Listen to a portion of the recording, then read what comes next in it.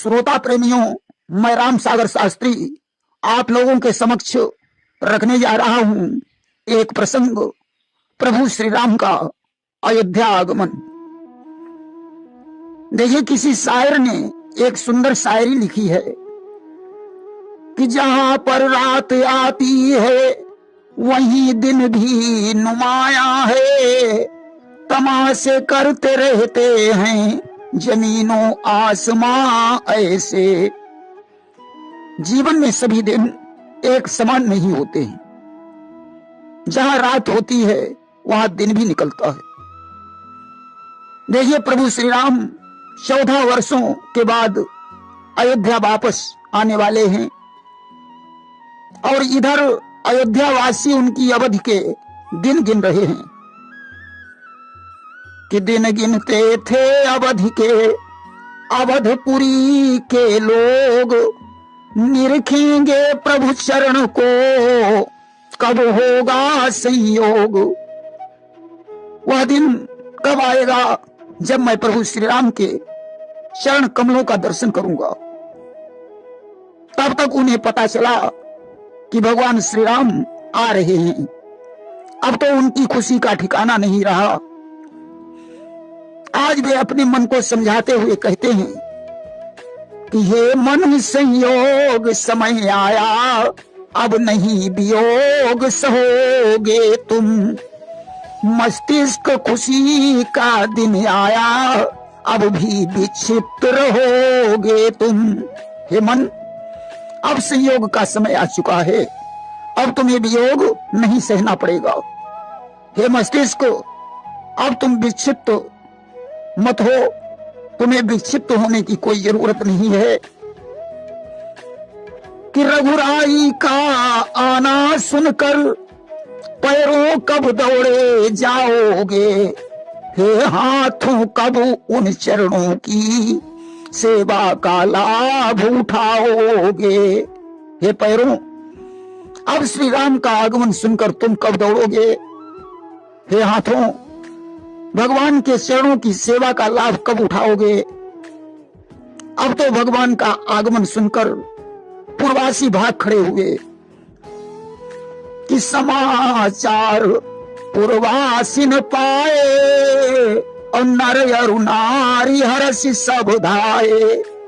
उनके हृदय में बड़ी प्रसन्नता है कि हृदय की खिल उठी कलियां मेरे श्री राम आए हैं। सुमन से सज गई गलियां मेरे श्री राम आए हैं।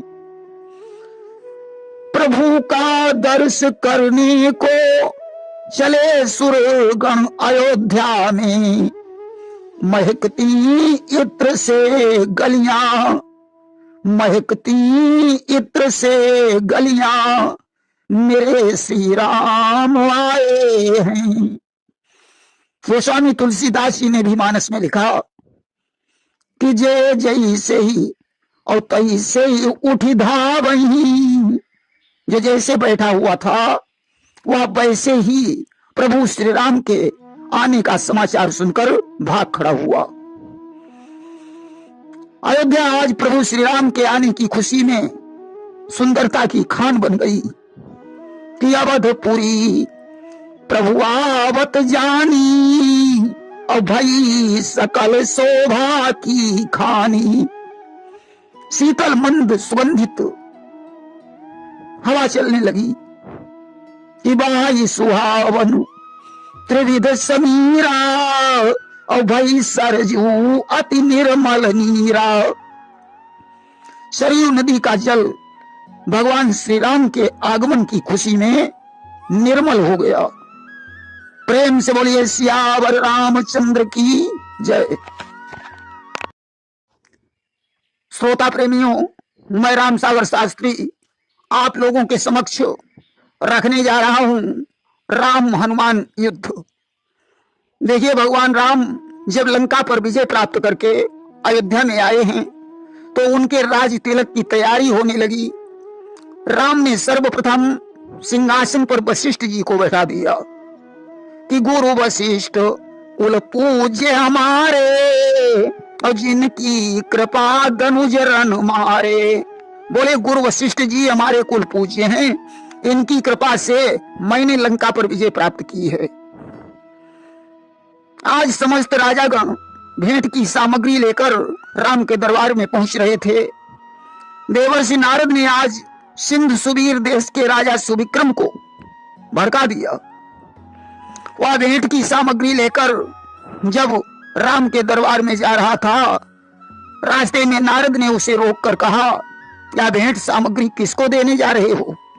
उसने कहा, आज राम का राज तिलक है। नारद ने कहा, तुम्हें नहीं मालूम, राम ने सिंहासन पर उस बूढ़े वशिष्ठ को बिठा रखा है। तुम वशिष्ठ जी को भेंट सामग्री न देकर राम को दे देना। आज नारद इस तरीके से नारद ने सुविक्रम को भड़का दिया। सुविक्रम राम के दरबार में पहुंचा। उसने वशिष्ठ जी को न तो प्रणाम किया और न भेंट की सामग्री प्रदान की। अब तो वशिष्ठ जी को क्रोध आ गया। और सच्चे योगी सच्चे छत्री अपमान गवारा नहीं करते। ब्रह्मर्षि आज रघुनायक से यो बोल उठे ऊंचे स्वर ते। आज वशिष्ठ जी ने राम से कहा, राम, सुविक्रम ने हमारा बहुत बड़ा अपमान किया है, इसकी उसे सजा मिलनी चाहिए।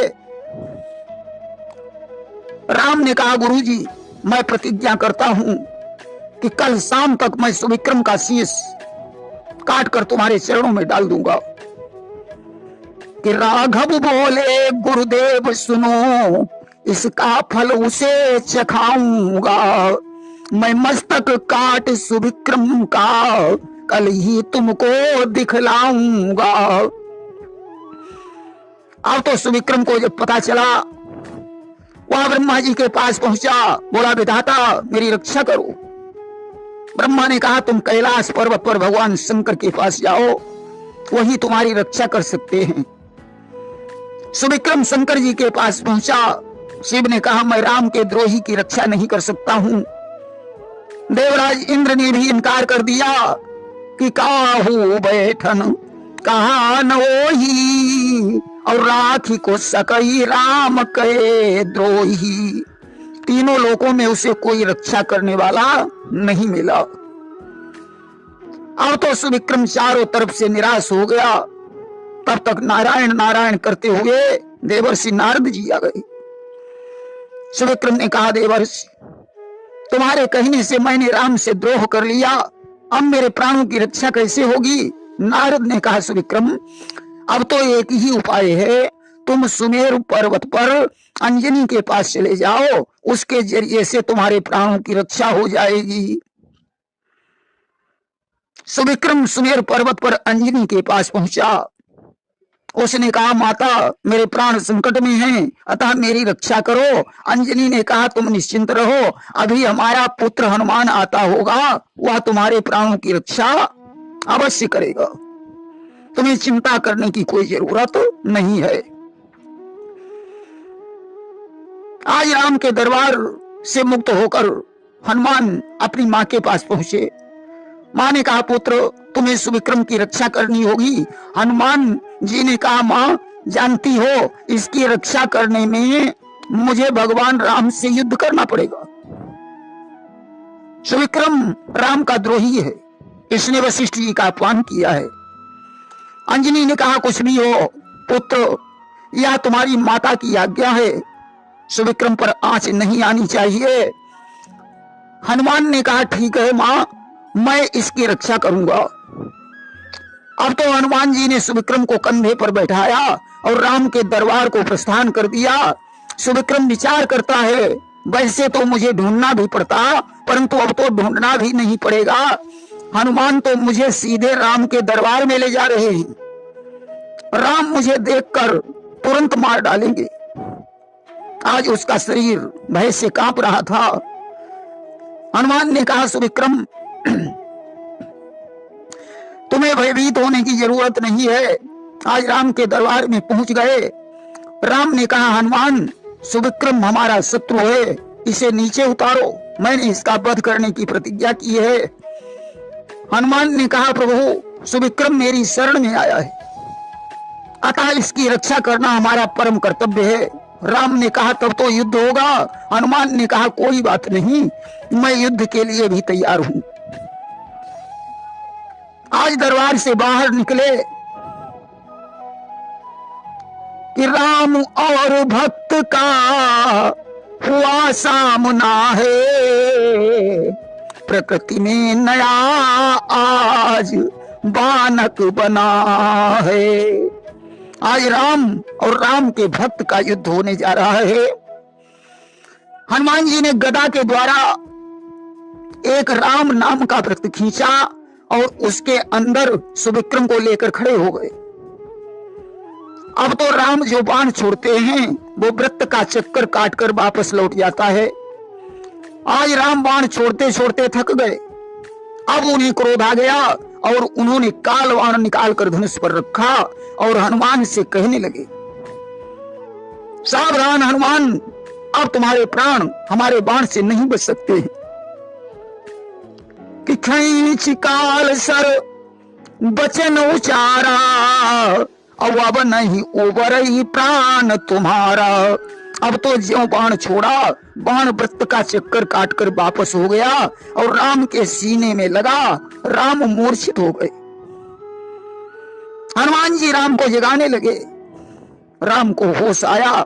हनुमान ने कहा प्रभु ये आपके नाम की विशेषता है, आपसे भी बड़ा आपका नाम है। आपने तो एक अहिल्या का उद्धार किया, सबरी और गीध को मुक्ति प्रदान की, परंतु आपके नाम ने तमाम पापियों का उद्धार किया है। अब तो युद्ध बंद हो गया। आज सुविक्रम ने वशिष्ठ जी से अपने अपराध की क्षमा मांगी।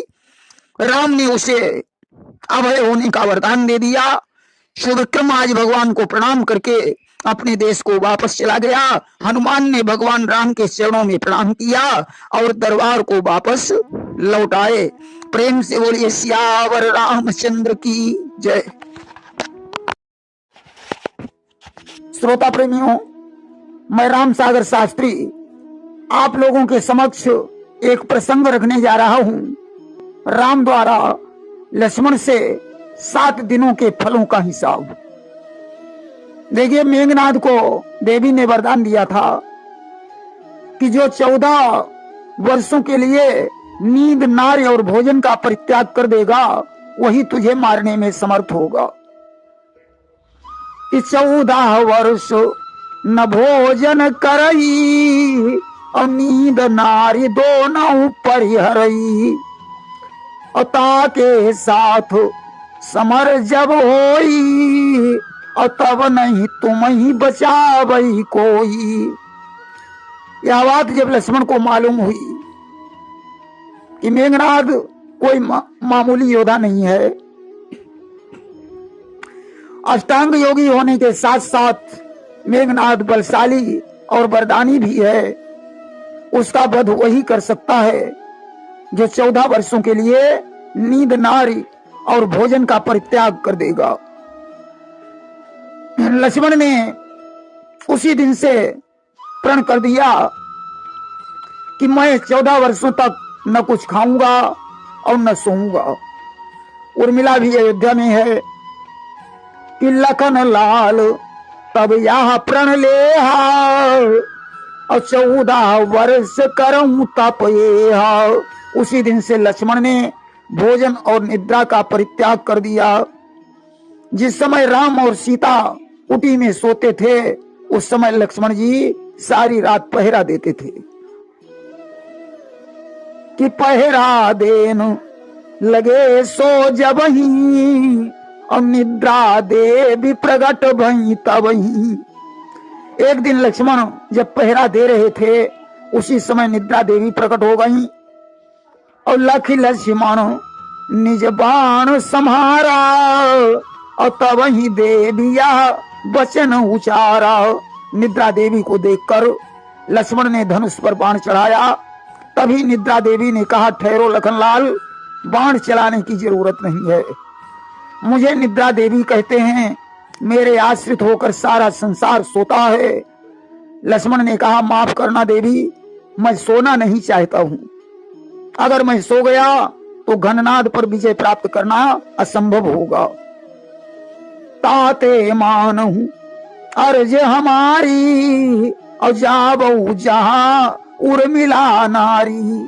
इसलिए हे देवी, मैं तुमसे अनुरोध कर रहा हूं कि तुम अयोध्या को चली जाओ, जहां मेरी पत्नी उर्मिला रहती है।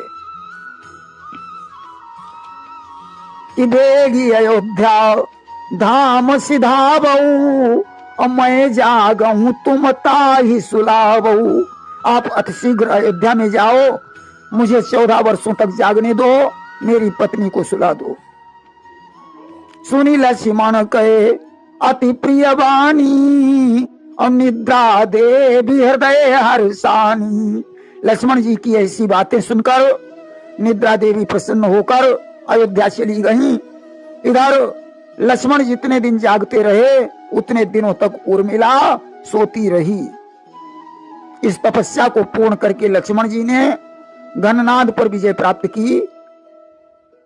एक दिन भगवान राम ने लक्ष्मण से कहा, भैया तुम कहते हो मैं 14 वर्षों तक सोया नहीं और मैंने 14 वर्षों तक कुछ खाया नहीं। 14 वर्षों तक नींद तजी, यह तो मैं खूब जानता हूं, पर इतने दिन ना खाया कुछ, इस बात को नहीं मानता हूं। तुमने 14 वर्षों तक नींद का परित्याग कर दिया, इस बात को तो मैं मान सकता हूं, परंतु तुम कहते हो कि मैंने 14 वर्षों तक कुछ नहीं खाया, मैं इस बात को नहीं मान सकता हूं।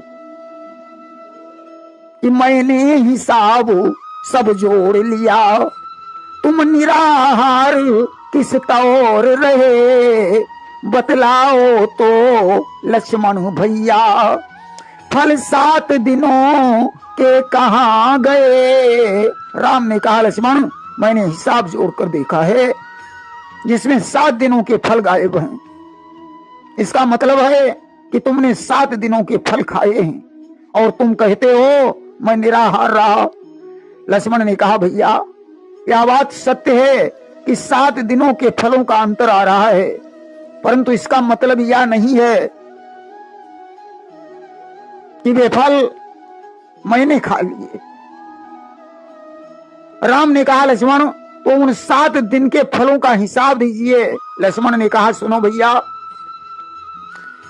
कि जिस दिन वनवास हुआ प्रभु का, मैं सीता सहित सिधाया था, चलते चलते दिन गुजर गया, उस रोज नहीं कुछ खाया था। जिस दिन आपका वनवास हुआ, मैं भी माता सीता के साथ आपके साथ में चला, सारा दिन गुजर गया, उस दिन हम तीनों ने कुछ भी नहीं खाया। राम ने कहा, ठीक कहते हो लक्ष्मण, उस दिन हम सभी निराहार रहे, परंतु फिर भी 6 दिनों के फलों की गड़बड़ी है। लक्ष्मण ने कहा, सुनो, कि जिस रोज भरत का मिलन हुआ, पितु मरण संदेशा पाया है, हे भैया या तो याद करो, उस दिन न किसी ने खाया है। जिस दिन भरत भैया मिलने के लिए चित्रकूट में आए और उन्होंने पिता की मृत्यु की सूचना दी, उस दिन भी किसी ने कुछ नहीं खाया। राम ने कहा, ठीक कहते हो लक्ष्मण, उस दिन पिता के सोच में किसी ने कुछ भी नहीं खाया, परंतु फिर भी 5 दिन के फलों का हिसाब बाकी है। लक्ष्मण ने कहा, भैया कि 3 दिन एक पग खड़े रहे, सागर का ध्यान लगाया है, हे भैया यह भी याद करो, उस रोज नहीं कुछ खाया है। 3 दिन एक पैर खड़े होकर आपने समुद्र की प्रार्थना की, जब आपने कुछ नहीं खाया तो मैंने भी कुछ नहीं खाया। राम ने कहा, ठीक है, फिर भी तो 1 दिन के फल का हिसाब बाकी है। लक्ष्मण ने कहा, सुनो कि जब मेघनाद ने क्रोधित हो मुझ पर ब्रह्मास्त्र चलाया है, हे भैया यह तो याद करो उस रोज नहीं कुछ खाया है। जिस दिन मेघनाद ने मेरे ऊपर ब्रह्मास्त्र का प्रहार किया और मैं मूर्छित हो गया, आपने भी दुखी होकर उस रोज भोजन नहीं किया। आज 7 दिनों का हिसाब सुनकर भगवान राम बड़े प्रसन्न हुए, लक्ष्मण को धन्यवाद दिया। राम ने कहा, भैया तुमने छोटे बनकर मेरी बड़ी सेवा की, अगले जन्म में तुम बड़े बनोगे और मैं तुम्हारी सेवा करूंगा, तभी इस ऋण से मुक्त हो सकता हूं। द्वापर में लक्ष्मण बने बड़े भ्रात बलराम, राम स्वयं छोटे बने कहलाए घनश्याम। अगले जन्म में लक्ष्मण जी बलराम बने और राम उनके छोटे भाई कृष्ण बने और इस जन्म के ऋण से उर्ण हो गए। बोलिए वृंदावन बिहारी लाल की जय। श्रोता प्रेमियों, मैं राम सागर शास्त्री आप लोगों के समक्ष रखने जा रहा हूं एक प्रसंग, शिव द्वारा श्राद्ध भोज। देखिए, कन्या के सूर्य में श्राद्ध करने का विधान है, इससे पितरों की तृप्ति होती है। वृश्चिक के सूर्य तक जो व्यक्ति श्राद्ध नहीं करता उसके पितृ असंतुष्ट हो जाते हैं। श्राद्ध करने के लिए कृष्ण पक्ष की सभी तिथियां शुभ हैं, सभी नक्षत्र शुभ हैं। 16 श्राद्धों का प्रमाण है। अमावस्या खास तौर से पितरों की होती है। इस दिन देव पितृ कार्य, सर्व पितृ कार्य एवं श्राद्ध तर्पण करना उत्तम माना गया है। पितरों का तर्पण और श्राद्ध करना परम आवश्यक है। एक बार भगवान शंकर ने पार्वती जी से कहा, प्रिय आज हमारा मन श्राद्ध खाने के लिए मचल रहा है। अपने परिवार में तो कोई श्राद्ध ही नहीं होता। सुना है आज अयोध्या में राम अपने पिता दशरथ का श्राद्ध कर रहे हैं। अगर तुम्हारी आज्ञा हो तो मैं अयोध्या को चला जाऊं। पार्वती जी बोली, ठीक है चले जाओ। आज शंकर जी ने ब्राह्मण का वेश बनाया और अयोध्या में भगवान राम के यहां प्रवेश किया। ब्राह्मणों के लिए पत्तलें लगाई जा रही थीं। भगवान राम तो दरबार में बैठे हुए थे। कौशल्या, सुमित्रा और कैकेयी भोजन व्यवस्था में लगी हुई थी। सीता जी भोजन बना रही थी। उर्मिला, श्रुतकीर्ति और मांडवी भोजन परोसने का कार्य कर रही थी। भोजन परोसा जा रहा है। भगवान शंकर ब्राह्मण के वेश में बैठे हुए हैं। गर्म गर्म कचौड़ी पूड़ी जा रही हैं। भोलेनाथ बड़े प्रेम से खा रहे हैं। सारे ब्राह्मण तो भोजन कर चुके, वे उठना चाहते थे, परंतु शंकर जी ने भोजन करना बंद नहीं किया। ब्राह्मण सोचते हैं कि अभी तक एक ब्राह्मण खा रहा है, जब खा चुकेगा तब हम लोग उठेंगे। ब्राह्मण बैठे बैठे थक गए, परंतु शंकर जी नहीं उठे। आखिरकार ब्राह्मण उठकर कुल्ला करने चले गए, परंतु शंकर जी ने खाना बंद नहीं किया। ब्राह्मण दक्षिणा लेकर अपने अपने घर चले गए। शंकर जी अब भी खा रहे हैं। कौशल्या ने पूछा, उर्मिला देखो कोई ब्राह्मण बाकी तो नहीं रह गया। उर्मिला बोली, मां एक ब्राह्मण बचा है जो अब भी भोजन कर रहा है। आज जैसे ही पूरी कचौड़ी आती हैं, भोलेनाथ उन्हें चट कर जाते हैं। धीरे धीरे सारी रसोई समाप्त हो गई, परंतु भोलेनाथ ने खाना बंद नहीं किया। सीता जी ने कौशल्या से कहा, मां अब तो आटा भी नहीं रहा, चीनी भी चुक गई, तेल भी समाप्त हो गया, क्या करना चाहिए? कैकेयी बोली, अयोध्या की दुकानों पर सेवक भेजकर राशन मंगवा लीजिए और ब्राह्मण के लिए तत्काल रसोई बनाकर तैयार कीजिए, क्योंकि ऐसा ब्राह्मण तो पहली बार आया है जो खूब खा रहा है। आज वह हमारे दरवाजे पर अतिथि है और अतिथि का अपमान करना ठीक नहीं होता कि अतिथि विमुख द्वार ते जाई और 7 वर्षन की पुण्य नसाई। गृहस्थाश्रम में अतिथि की सेवा की जाती है। अगर अतिथि विमुख होकर चला जाता है तो 100 वर्षों की पुण्य समाप्त हो जाती है। अब तो सेवकों को भेजकर दुकानों से राशन मंगवाया गया। भोलेनाथ ने देखा बड़ी देर हो गई, पूरी कचौड़ी नहीं आ रही है। उर्मिला ने कहा महाराज थोड़ा रुक जाओ, राशन मंगवाया गया है, अभी मैं रसोई तैयार करवाती हूं। तब तक सेवक राशन लेकर आ गए। भोलेनाथ ने कहा लाओ यहीं रख दो, आटा गूंदा जाएगा, तब कचौड़ी पूड़ी बनाई जाएंगी, फिर तेल में तली जाएंगी, बहुत परिश्रम करना पड़ेगा। मैं तो ऐसा ब्राह्मण हूं कि कच्चा भी खा लेता हूं। एक सेवक ने आटा रख दिया, भोलेनाथ ने सारा आटा खा लिया। दूसरे ने चीनी रखी, भोलेनाथ चीनी खा गए। तीसरे ने कच्चे आलू रख दिए, भोलेनाथ ने आलू भी खा लिए। चौथे ने तेल रखा, भोलेनाथ सारा तेल पी गए। बोले अभी संतुष्ट नहीं हुआ, राशन और मंगाया जाए। अब तो सेवक दौड़ दौड़ कर राशन लाते हैं, भोलेनाथ सारा राशन खा जाते हैं। उर्मिला दौड़कर सीता जी के पास पहुंची, बोली बहन कि ऐसा ब्राह्मण देखा न सुना, जैसा यह अजब निराला है। इसने तो सारे राशन को सब यूं ही चट कर डाला है। ऐसा ब्राह्मण तो हमने आज तक नहीं देखा, न कभी कानों से सुना है। जैसा ये ब्राह्मण है, इसने तो सारा राशन कच्चा ही खा लिया। सीता जी ने कहा उर्मिला ऐसा करो, तुम उस ब्राह्मण को पानी पिलाओ।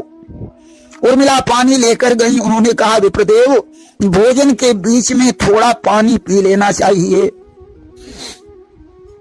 शंकर जी ने कहा नहीं, हमारी ऐसी आदत नहीं है, हम तो पूरा भोजन करने के बाद ही पानी पीते हैं। उर्मिला दौड़कर सीता जी के पास फिर पहुंची। उसने कहा बहन वो ब्राह्मण पानी नहीं पी रहा है, कहता है कि हम तो पूरा भोजन होने के पश्चात ही पानी पिएंगे। सीता जी आज दौड़कर राम के पास पहुंची। राम ने देखा सीता जी उदास हैं। बोले क्या हुआ सीते? सीता ने कहा प्रभु बहुत बड़ी समस्या है। क्या? कि एक ऐसा ब्राह्मण आया है जिसने अंधेर मचा डाला, सारे भोजन के साथ साथ कच्चा राशन भी खा डाला। राम ने कहा तो उसे पानी पिला दीजिए। सीता जी बोली वो पानी पी ही नहीं रहा है। आज भगवान राम दरबार से चल पड़े। ब्राह्मण के पास आए तो देखा भोलेनाथ ब्राह्मण बने हुए बैठे। शिव को देखकर भगवान मुस्कुराए और माता अन्नपूर्णा का ध्यान किया कि नित्यानंद करी बरा भय करी, सौंदर्य रत्ना करी, निर्धूताखिल घोर पावन करी, प्रत्यक्ष माहेश्वरी, प्रालेयाचल वंश पावन करी, काशीपुरी धीश्वरी, भिक्षाम देहि कृपालंबन करी, माता अन्नपूर्णेश्वरी। आज माता पार्वती अन्नपूर्णा के रूप में प्रकट हो गई। भोलेनाथ ने अन्नपूर्णा को देखकर भोजन करना बंद कर दिया। अन्नपूर्णा ने एक लड्डू भगवान शिव के हाथों पर रख दिया और कहा इसे खा लो, अगर जरूरत और पड़े तो बता देना। भोलेनाथ उस लड्डू को खाकर संतुष्ट हुए और वरदान दिया कि जो 16 श्राद्ध श्रद्धा के साथ करेगा, उसके यहां अन्नपूर्णा की कृपा से कभी कमी नहीं पड़ेगी। अन्नपूर्णा उसके घर में विराजमान रहेगी। ऐसा वरदान देकर भगवान शिव अंतर्ध्यान हो गए। देखिए, विद्वानों ने घरों के 5 प्रकार बताए। कसाई घर, खटर पटर घर, अन्नपूर्णा घर, विद्या घर और नंद घर। जिस घर में बड़े बूढ़े की बात काट दी जाए उस घर को कसाई घर कहा जाता है। बाबा की बात को पिता काट रहा हो, पिता की बात को पुत्र काट रहा हो, बड़े भाई की बात छोटा भाई काट रहा हो, सास ससुर और जेठ की बात को बहू काट रही हो, पति की बात को पत्नी काट रही हो, समझो वही कसाई घर है। ऐसे घर में माता अन्नपूर्णा का वास नहीं होता। जिस घर में रात दिन खटर पटर होती रहती है, सास बहू की तकरार, पिता पुत्र में तकरार, पति पत्नी में तकरार, यानी कोई काम शांति से नहीं हो सकता, समझो वह खटर पटर घर है। ऐसे घर में माता अन्नपूर्णा कभी नहीं निवास करती। जिस घर में अतिथि और मेहमान की सेवा होती है और अतिथि मेहमान कभी विमुख होकर नहीं जाता, जहां पड़ोसन तक को चाय पिलाकर भेजा जाता है, ऐसे घर को अन्नपूर्णा घर कहा गया है। माता अन्नपूर्णा ऐसे घर में स्थिर रूप से निवास करती है। जिस घर में सुबह शाम भगवान की आरती और पूजन होता है, धर्म ग्रंथों को पढ़ा जाता है, ऐसे घर को विद्या घर कहा गया है।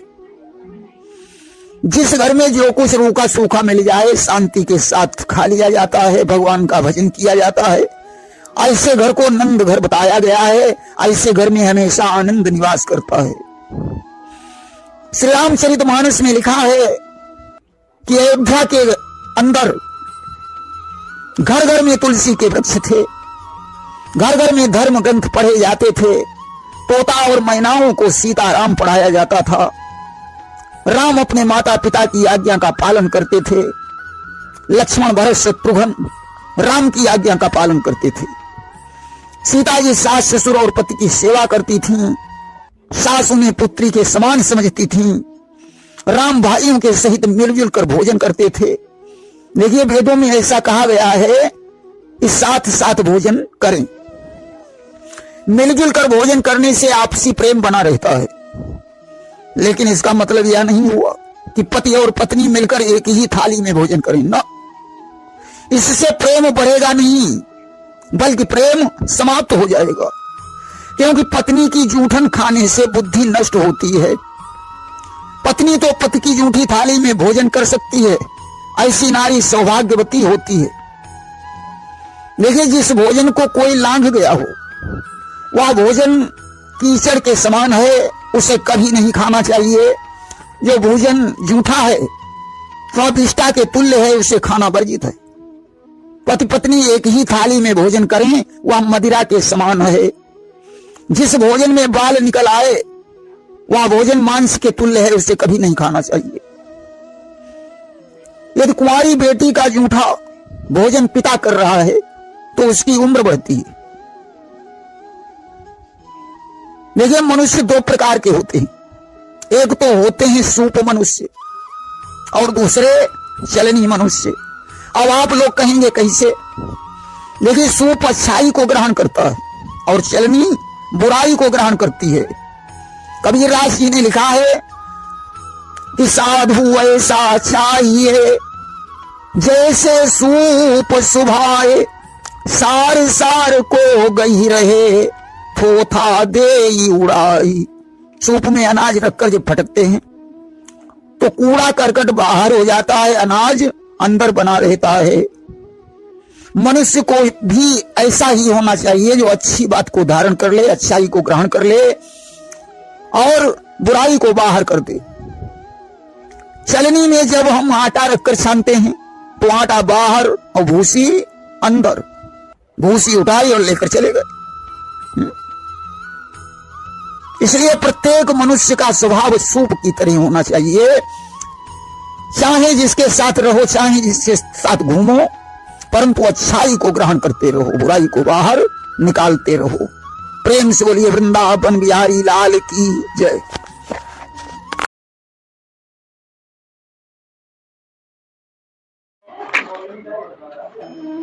श्रोता प्रेमियों, मैं राम सागर शास्त्री आप लोगों के समक्ष रखने जा रहा हूं राम राज्य का वर्णन। देखिए, राजा के लिए कहा गया है कि नीति निपुण चाहिए नृपति, पालक प्रजा महान। राजा को नीति निपुण होना चाहिए तथा उसे पुत्र के समान अपनी प्रजा की रक्षा करनी चाहिए। जहाँ सुराज प्रिय प्रजा दुखारी, सो नृप अवश्य नरक अधिकारी। जिस राजा के राज्य में प्रजा दुखी हो वह राजा नरक का अधिकारी होता है। जिस समय भगवान राम राजा बने तो अयोध्या स्वर्ग के समान बन गई। आज तक भारत में राम राज्य का नाम विख्यात है कि अवध स्वर्ग सा बन गया पाकर राजा राम। आज तलक विख्यात है राम राज्य का नाम। क्योंकि भगवान राम अपनी प्रजा को संतान के समाज समझते थे और प्रजा भी उन्हें पिता के समान मानकर सम्मान करती थी। समझी थी प्रभु ने प्रजा निज संतान समान, प्रभु का भी कर रही थी प्रजा पिता सम्मान। आखिर राम राज्य की क्या विशेषता थी? राम के राज्य में कोई किसी से बैर नहीं रखता था, विषमता नहीं थी।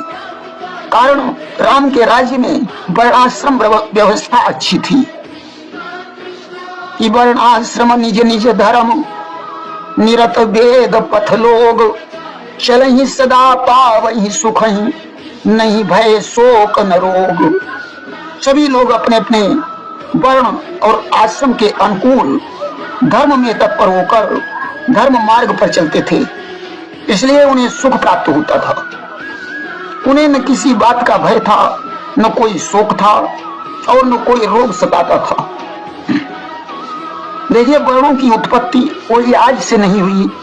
उनकी उत्पत्ति विराट पुरुष भगवान के द्वारा हुई, जिनमें मुख से ब्राह्मण, भुजाओं से क्षत्रिय, उदर से वैश्य और पैर से शूद्र की उत्पत्ति हुई।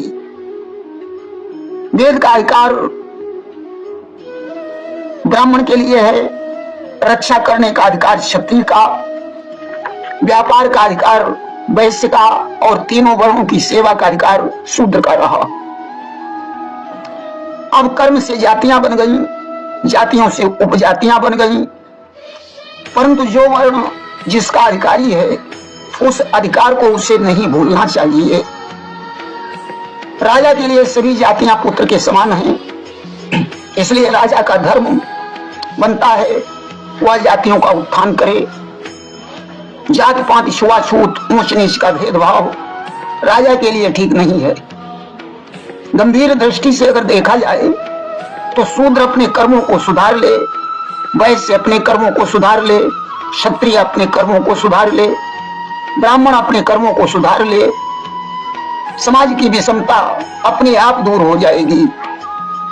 जिन कर्मों और जिन परंपराओं से तुम्हें निम्न दृष्टि से देखा गया है, उन्हीं को छोड़कर तुम उच्च दृष्टि से देखे जा सकते हो, बाकी और कोई जरिया नहीं है।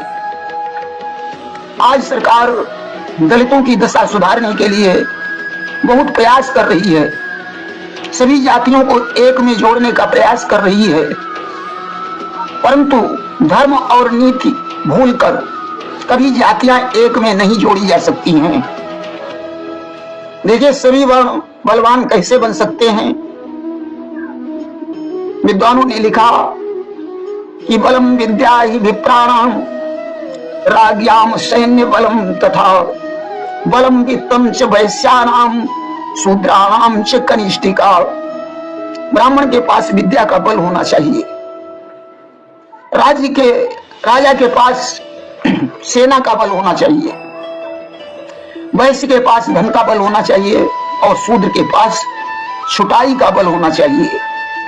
अगर शूद्र इन तीनों वर्णों से ऊपर अपने को समझने लगेगा इनकी इज्जत करना बंद कर देगा तो वह शूद्र बलवान नहीं निर्बल है और कानून का फायदा उठाकर अपने धर्म नीति से वंचित होकर पतन की ओर जाने वाला होता है।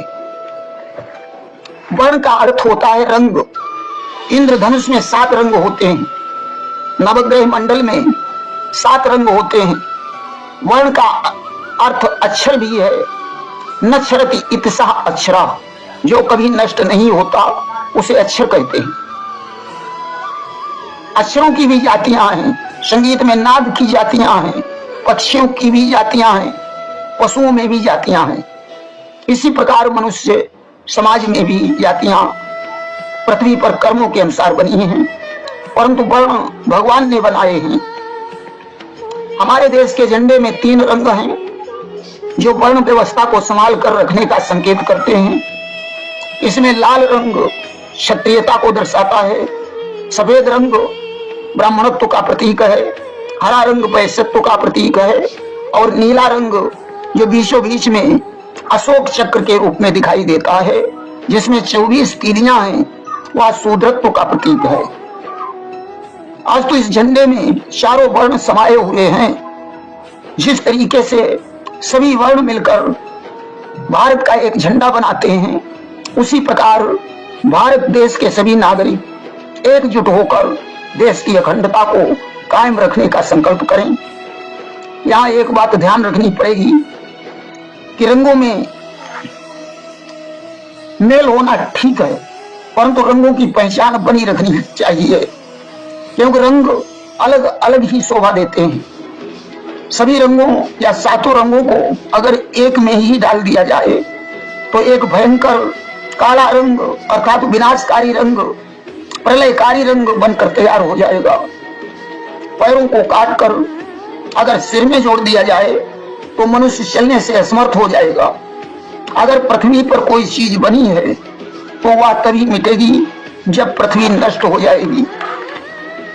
इसी प्रकार भारत देश के सभी लोगों को वर्ण व्यवस्था के अनुसार अपनी नीति धर्म का पालन करते रहना चाहिए। प्रत्येक वर्ण में ऊंच नीच दिखाई पड़ेगा, क्योंकि यह इसलिए है कि प्रत्येक जाति अपनी जाति में अपनी पुत्री के लिए वर चुन सके।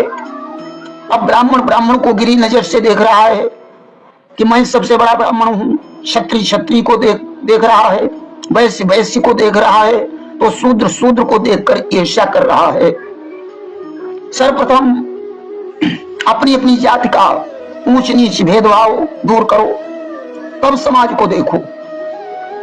ब्राह्मण अग्नि और देवताओं की उत्पत्ति विराट पुरुष के मुख से हुई है, इसलिए ये कभी अपवित्र नहीं होते। देवाधीनम जगत सर्वम मंत्राधीनस्य देवता ते मंत्रा ब्राह्मण धीनास तस्माद ब्राह्मण देवता। सारा संसार देव के अधीन है, देवता मंत्र के अधीन है, वे मंत्र ब्राह्मण के अधीन हैं, इसलिए ब्राह्मण को भूसुर यानी पृथ्वी का देवता कहा जाता है। बाहु वीरो बलि राजा, ब्राह्मणों ब्रह्मविद बलि, जिसकी भुजाओं में शक्ति है वही क्षत्रिय या राजा है। जो ब्राह्मण ब्रह्म को जानता है वही ब्राह्मण है।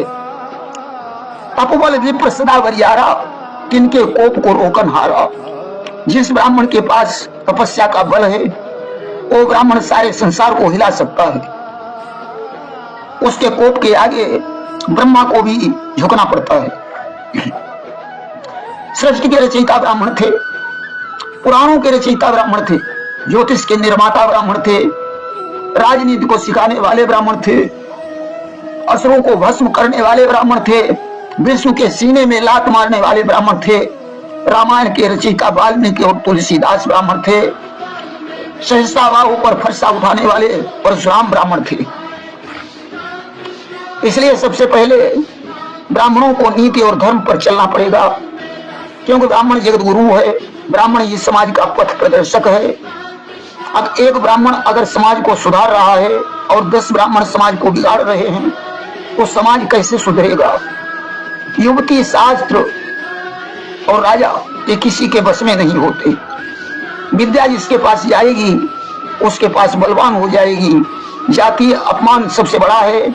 जगदपि जग दारुण दुख नाना, सबते कठिन जाति अपमाना। इसलिए सर्वप्रथम अपनी जाति को एक करो और देश के लिए समस्त जातियों को एकजुट रहने का संदेश दो। अब वर्ण व्यवस्था को भंग होने के आज कई प्रश्न आते हैं। इसमें सबसे आगे महिलाएं हैं, जिनमें बहुत सी लड़कियां यह कहती हैं कि अब जमाना बहुत अच्छा है, पहले अपनी जाति में ही विवाह करने का अधिकार था, अब तो भंडार खुल गया है, चाहे जिस जाति में विवाह कर लो तमाम लड़के मिल जाएंगे और लव मैरिज का प्रचलन बढ़ गया, अंतर जातीय और विजातीय विवाहों का प्रचलन बढ़ गया। एक क्षत्रिय लड़की वैश्य के साथ तो कोई ब्राह्मण लड़की शूद्र के साथ तो कोई वैश्य लड़की क्षत्रिय के साथ अपने कानून के अधिकार की धमकी देकर माता पिता भाई को ठुकराकर मनमाना विवाह कर रही है। तो क्या इसका वर्ण व्यवस्था पर प्रभाव नहीं पड़ रहा है? क्या धर्मनीति इस आचरण का समर्थन कर सकती है? सच तो यह है कि यह सब आचरण भारत की संस्कृति में नहीं आते। वर्ण संकर संतान पितरों को नरक में ले जाने वाली और विनाशकारी मानी जाती है। राधे श्याम जी ने लिखा कि यह सच है, नर नारी ही से सृष्टा की सृष्टि बन रही है, पर यह भी सच है इससे ही घर घर में रार बढ़ रही है। यह सत्य है कि नारी नर को जन्म देने वाली है, परंतु यह भी सत्य है कि नारी ही झगड़े की जड़ है। लंका का विनाश हुआ नारी के कारण, महाभारत का युद्ध हुआ नारी के कारण, आला उदल की लड़ाई में भयंकर युद्ध हुआ नारी के कारण। अतः भारत देश की नारियों को अपने सतबल पर कायम रहना चाहिए, अपने कुल की लाज पर विचार करना चाहिए, मर्यादा का उल्लंघन नहीं करना चाहिए। एक बार महात्मा बुद्ध से एक शिष्य ने प्रश्न किया, गुरुदेव, किसी लड़की को अपना मनपसंद वर चुनने का अधिकार शास्त्र क्यों नहीं देता? बुद्ध ने कहा कि तुम्हारा प्रश्न बहुत अच्छा है, जाओ सामने गन्ने का एक खेत है, उसमें से एक अच्छा सा गन्ना तोड़ कर ले आओ। अब शिष्य गन्ने के खेत में पहुंचा, उसने सुंदर अच्छा गन्ना तोड़ना चाहा। अब तो उसके समझ में ही नहीं आया कि आखिर कौन सा गन्ना तोड़ा जाए, परंतु गुरुजी का आदेश था कि एक गन्ना तोड़ कर लाओ। अब उसने एक हरा भरा कच्चा गन्ना तोड़ा और बुद्ध के पास ले आया। गुरुजी गन्ना को देखकर मुस्कुराए, उन्होंने कहा ठीक है, गन्ना रख दो, सामने पुष्प बाग में जाओ, एक अच्छा सा फूल तोड़ कर लाओ। फूल बाग में तमामों प्रकार के फूल थे। शिष्य चक्कर में पड़ गया कि गुरुजी को पता नहीं कौन सा फूल अच्छा लगे। सोचते सोचते काफी समय हो गया, आखिर वह बरैया का फूल तोड़ कर ले आया। गुरुजी ने कहा अब गन्ने को चूस कर देखो, इसका स्वाद कैसा है। कच्चा गन्ना था। शिष्य ने कहा गुरुजी इसका स्वाद तो बिल्कुल बेकार है। बुद्ध बोले अब फूल को सूंघ कर देखो, इसकी सुगंध कैसी है। शिष्य ने फूल सूंघ कर कहा गुरुजी इसकी सुगंध एकदम बेकार है। गुरुजी बोले अब अपने प्रश्न का उत्तर सुनो, जिस गन्ने में मिठास न हो वह गन्ना चाहे कितना भी सुंदर हो परंतु बेकार है। जिस फूल में सुगंध न हो वो फूल भी बेकार है। मनुष्य की पहचान उसके गुणों से होती है, रूप से नहीं। गन्ने के पारखी गन्ने को पहचान लेते हैं, फूल के पारखी फूल को पहचानते हैं, सोने के पारखी सोने को पहचानते हैं। उन्होंने शिष्य से कहा कि एक राजा के राज्य में हाथियों को पहचानने के लिए भुवन नाम का अंधा व्यक्ति रहता था। एक बार राजा ने एक हाथी खरीदा और भुवन को बुलाकर उसकी पहचान करवाई। भुवन तो अंधा था, उसने हाथी की सूंड पकड़ी, इसके बाद पीछे जाकर उसकी पूंछ पकड़ी और कहने लगा राजा साहब ये हाथी बिल्कुल बेकार है, क्योंकि इसके आगे भी सूंड है और पीछे भी सूंड है। देखिए वर एक जिंदगी भर का रिश्ता होता है, मिट्टी का खिलौना नहीं है। सारी जिंदगी गुजारने के लिए एक गुणवान सुयोग्य वर की आवश्यकता होती है। माता पिता जब वर की तलाश करते हैं तो उसमें जांच परख होती है और अपने आप वर चुनने में धोखा भी हो सकता है। इसलिए लड़कियों को अपने वर का चुनाव स्वतः नहीं करना चाहिए। बुद्ध के ऐसे वचन सुनकर शिष्य मौन हो गया। आज कलयुग का प्रभाव है, स्त्रियों को आजादी मिल गई, वे किसी विधर्मी के साथ विवाह कर लेती हैं और उनके हाथों मार डाली जाती हैं। कोई उच्च वर्ण की लड़की निम्न वर्ण से संबंध जोड़ती है तो उसका भाई वर की हत्या कर देता है और लड़की उसकी लाश के साथ अपना विवाह कर लेती है। ब्राह्मण होकर लड़की शूद्र बन जाती है और उसे बड़ी प्रसन्नता मिलती है। वो कहती है कि स्त्री की कोई जाति ही नहीं होती, स्त्री मणि के समान है, पुरुष लोहे के समान है, स्त्री दो कुलों की लाज है। हे भारत की देवियों जागो, विनाश पर क्यों तुल रही हो? लाखों वर्षों की भारतीय संस्कृति को क्यों नष्ट कर रही हो? अगर तुम्हारा यही हाल रहा तो जिस भारत देश में तुम्हारी पूजा होती रही वहां कौन पूजा करेगा? तुम अपना विनाश स्वयं कर लोगी और आखिर में तुम्हें पछताना पड़ेगा। अच्छे कर्मों के करने से कुल में प्रकाश हो जाता है और बुरा काम अपनाने से सब तरह नाश हो जाता है। पहले भी लड़कियां अपनी स्वेच्छा से वर तलाश करती थीं, उनका जातीय स्वयंवर होता था। सावित्री ने अपनी स्वेच्छा से सत्यवान को अपना पति चुना था।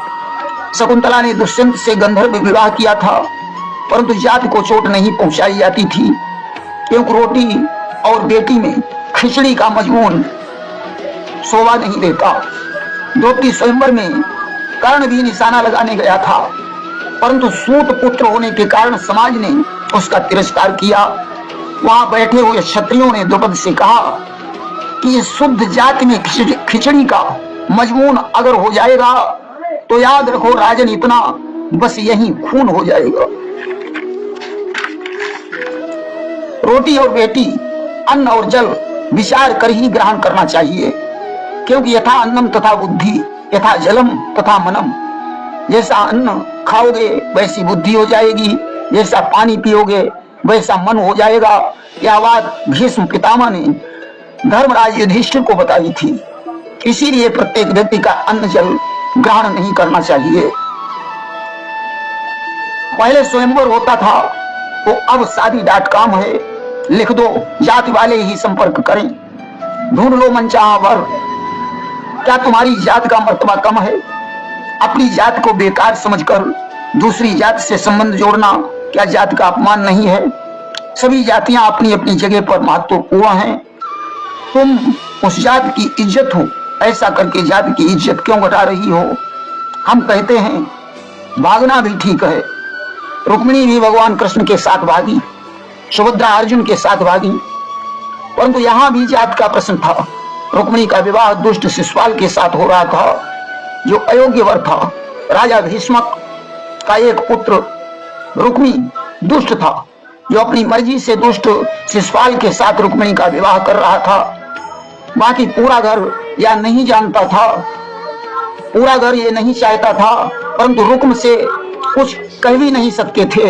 रुक्मिणी बड़ी दुखी थी, अतः उसने घर वालों की सम्मति से कृष्ण के साथ भागने का निश्चय किया। जब भी कोई लड़की भागती है तो क्रोधावेग में आकर युद्ध तो होता ही है। रुक्मी एक अक्षोहिणी सेना लेकर लड़ने आया, परंतु कृष्ण से परास्त हो गया। कृष्ण ने उसे मार डालने के लिए तलवार उठाई तो रुक्मिणी को दया आ गई। उसने अपने भैया के प्राणों की भीख मांगकर उसे रिहा करवाया। सुभद्रा बलराम की बहन थी, परंतु बलराम उनका विवाह दुष्ट दुर्योधन से करना चाहते थे। अतः अपनी बहन के लिए कृष्ण ने अर्जुन को चुना, जो उनकी बुआ कुंती के पुत्र थे। अर्जुन को बल देकर सुभद्रा का हरण करवाया। युद्ध यहाँ भी हुआ। कहा जाता है कि जब जर जमीन अथवा जोरू दबते हैं दावादारों से तो उनका निर्णय होता है शमशीर और तलवारों से। आज तो 90% झगड़े सिर्फ नारियों की वजह से हो रहे हैं। तुम्हें परिवार का खून बहाने में आनंद आ रहा है, कोई तुम्हें बहला फुसला कर ले जाता है और काट कर 17 टुकड़े कर देता है। कहीं तुम बाप का नाश कर रही हो, माता का नाश कर रही हो, भाई का नाश कर रही हो, बच्चों को छोड़कर भाग रही हो। तुम्हें सुयोग्य वर ढूंढा जा रहा है, परंतु तुम दुष्ट वर के साथ भाग जाती हो। तुम्हारा सतीव तो कहां चला गया? जो लड़का तुम्हारी माता को मां कहता है, तुम उसी के साथ भाग जाती हो। बुद्धि कहां चली गई? भारत में तो एक से एक विदुषी नारियां हुई, क्या तुम्हारे पास बुद्धि नाम की चीज नहीं बची? अरे ये वो भारत है जहाँ जन्म लेने के लिए देवता भी तरसते हैं। ये वो भारत है जहाँ स्त्रियों को देवी मानकर पूजा होती रही। धन्य हुई भारत देशा, धन्य भारत संस्कृति, भारतीय जना धन्या, धन्य अस्माकं परंपरा। भारतवर्ष को धन्य है, भारतीय संस्कृति को धन्य है, हमारी परंपरा को धन्य है। ऐसे भारत देश की संस्कृति को, हमारी सनातनी परंपराओं को तोड़कर भारत देश का गौरव नहीं बढ़ेगा। इसलिए अंतर्दृष्टि का प्रयोग करो। राम के शासन में वर्ण व्यवस्था अच्छी थी। चारों वर्ण और आश्रम अपने अपने कर्तव्य का पालन करते थे, राजा की आज्ञा मानते थे और गुरु के वचनों को श्रद्धा के सहित ग्रहण करते थे। ब्राह्मण धर्मोपदेश देकर सबका कर्तव्य बताते थे। क्षत्रिय शासन की नीति समझ शासित का कष्ट मिटाते थे। वैश्यों पर था व्यापार भार, भंडार देश का भरने को। शूद्रों में था सेवादि भाव, उपकार देश का करने को। ब्राह्मण वेद शास्त्र का उपदेश देते थे, क्षत्रिय धर्म नीति से शासन चलाते थे, वैश्य व्यापार करते थे और शूद्र सेवा का भार उठाते थे।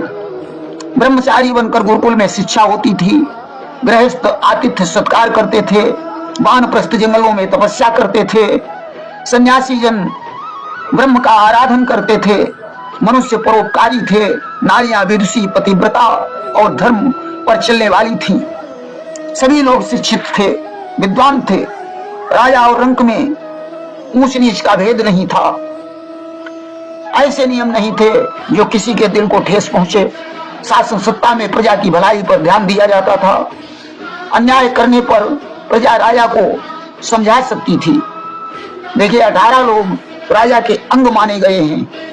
मंत्री, खजांची, सेनापति, वेतन देने वाला, व्यापार सचिव, युवराज, पुरोहित, द्वारपाल, वन रक्षक, कारागार सचिव, न्यायी, रसोइया, अभिभावक, गुरु, दरोगा, वैद्य, दासी और गुप्तचर। यही 18 व्यक्ति हैं जिनसे संबंध राजाओं का इन्हीं से चलता राज प्रबंध। जिस राज्य में ये 14 दोष होते हैं, जिस राजा में ये 14 दोष होते हैं, उसकी सेना, शासन और कोष का विनाश हो जाता है। अभिमान, झूठ, आलस्य, क्रोध, अज्ञान, अनीति, नास्तिकता, इंद्रिय सुख, मूर्खों से विचार, हरधर्मीपन, विद्वानों का अपमान, जनमत की अवहेलना, भोग विलास और मद्यपान। इन दोषों से सर्वदा बचता रहे नरेश, तो उसके राजत्व को माने सारा देश। यदि प्रजा का निरीक्षण करने वाला पापी, निर्दयी, घूसखोर हो, यदि गुप्तचर झूठा संदेश देने वाला हो, यदि वैद्य और गुरु चाटुकार हो, सेना नायक षड्यंत्री हो, यदि मंत्री बकवादी, कपटी और मीठा बोलने वाला हो, तो समझो सारे राज्य के को चौपट होने में देर नहीं लगेगी। यहाँ राम के शासन में धर्म नीति है। उनके राज्य में दैहिक, दैविक और भौतिक ताप नहीं सताते। और सब नर करहीं परस्पर प्रीति, अब चलें स्वधर्म निरत श्रुति नीति। सभी मनुष्य आपस में प्रेम रखते हैं, वेदों में बताई गई नीति पर चलते हैं, अपने अपने धर्म का पालन करते हैं। सत्य, तपस्या, दया, दान, चारों चरणों से धर्म व्याप्त हो रहा है। सभी लोग राम के भक्त हैं और मोक्ष के अधिकारी हैं। और अल्प मृत्यु नहीं कब न्यू पीरा, और सब सुंदर सब बिरुज शरीरा। राम के राज्य में किसी की अल्प मृत्यु नहीं होती थी, किसी को कोई पीड़ा नहीं होती थी। सभी सुंदर और निरोगी थे। सभी दंभ रहित, धर्मपरायण, पूर्णात्मा हैं। पुरुष और स्त्री दोनों चतुर और गुणवान हैं। सभी गुणवान, पंडित और ज्ञानी तथा निष्कपट और एहसान को मानने वाले हैं। सभी नर नारी उदार, परोपकारी और ब्राह्मणों की सेवा करने वाले हैं। अब एक नारी व्रत रत सब झारी, अते मन बच क्रम पति हितकारी।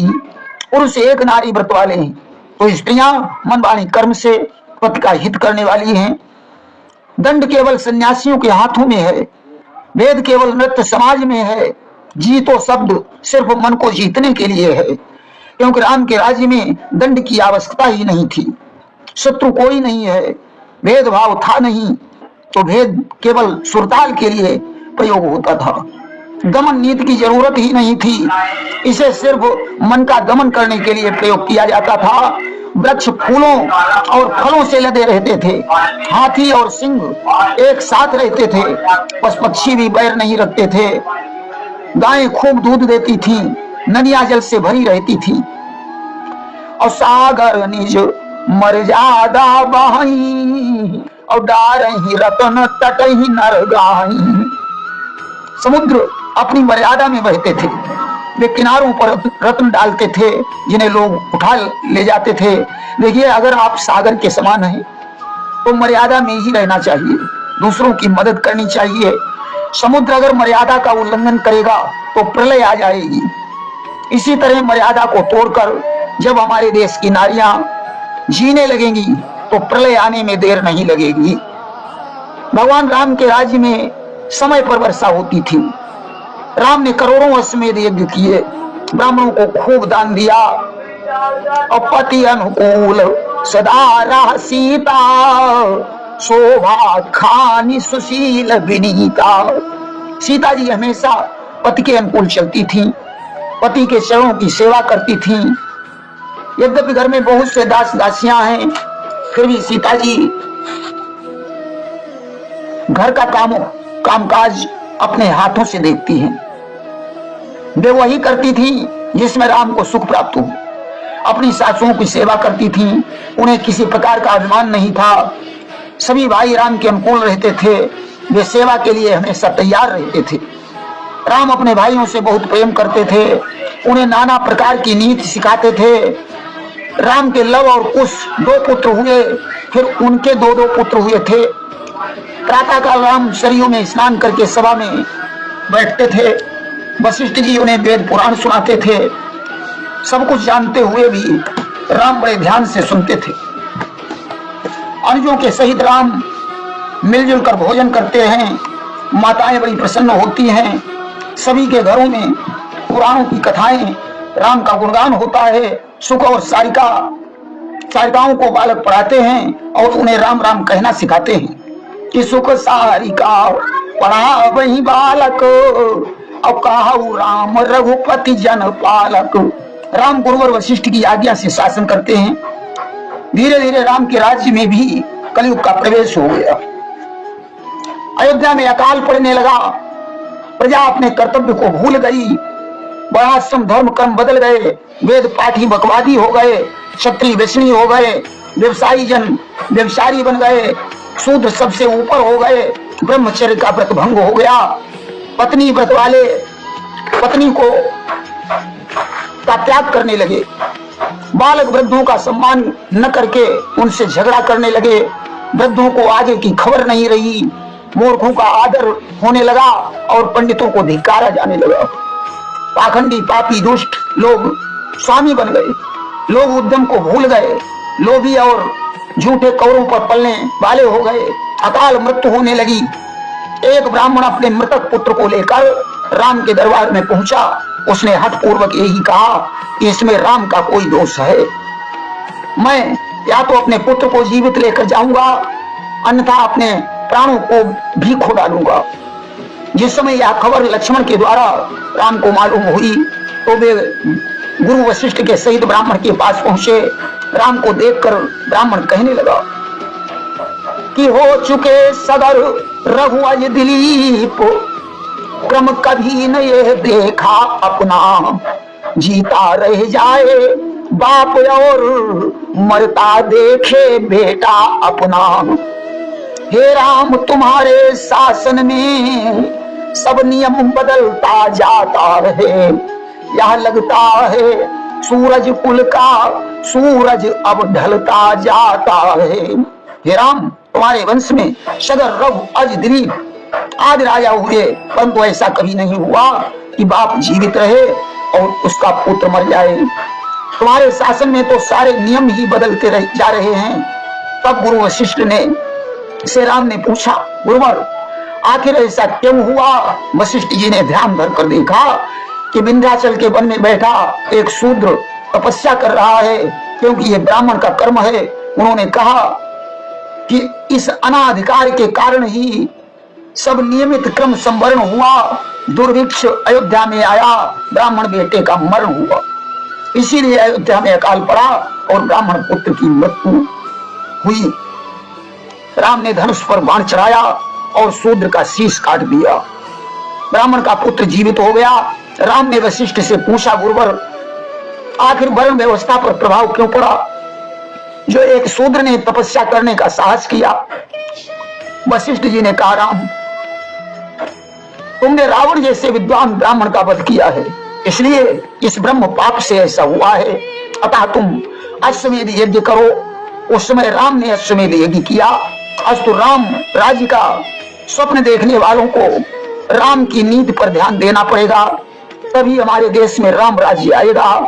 प्रेम से बोलिए सियावर रामचंद्र की जय।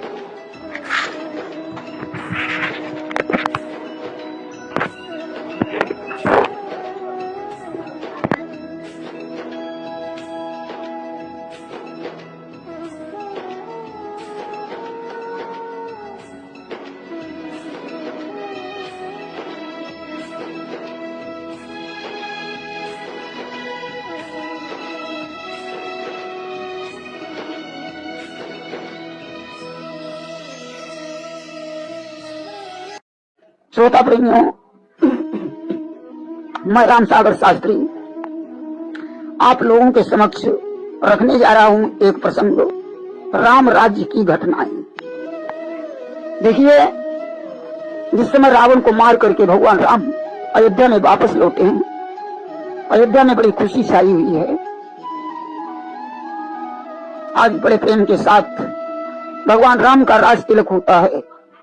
ऋषियों ने और ब्राह्मणों ने वेद ध्वनि से आह्वान किया, गुरुवर ने अपने हाथों से रघुवर को मुकुट प्रदान किया। वशिष्ठ जी ने अपने हाथों से राम को मुकुट प्रदान किया। आज दाईं तरफ राम बैठे हैं, बाईं तरफ सीता विराजमान है। सजनों, वहीं पर विभीषण ने क्या किया कि ठाड़ विभीषण भय कही काला, राम कंठ ने ली मणिमाला। विभीषण जी ने राम के कंठ में एक मणिमाला डाल दी। स्वीकृत कीन माल रघुराई, पुण्य प्रिय ही दीन पहनाई। कुछ देर तक तो राम ने वो माला धारण की। इसके बाद में उन्होंने सीता के गले में डाल दी। कछुक देर सिय धारण कीनी, हनुमत कंठ डारि सो दीनी। सीता जी ने कुछ देर तक माला धारण की। इसके बाद में उन्होंने हनुमान के गले में डाल दी। मणि भीतर हुई है कछु सारा, मुक्ता एक फोरी कपिडारा। हनुमान ने उस माला का एक मोती दांत से तोड़कर देखा। बहुत देर तक तो देखते रहे। इसके बाद में उन्होंने वो माला, वो मोती जमीन पर फेंक दिया।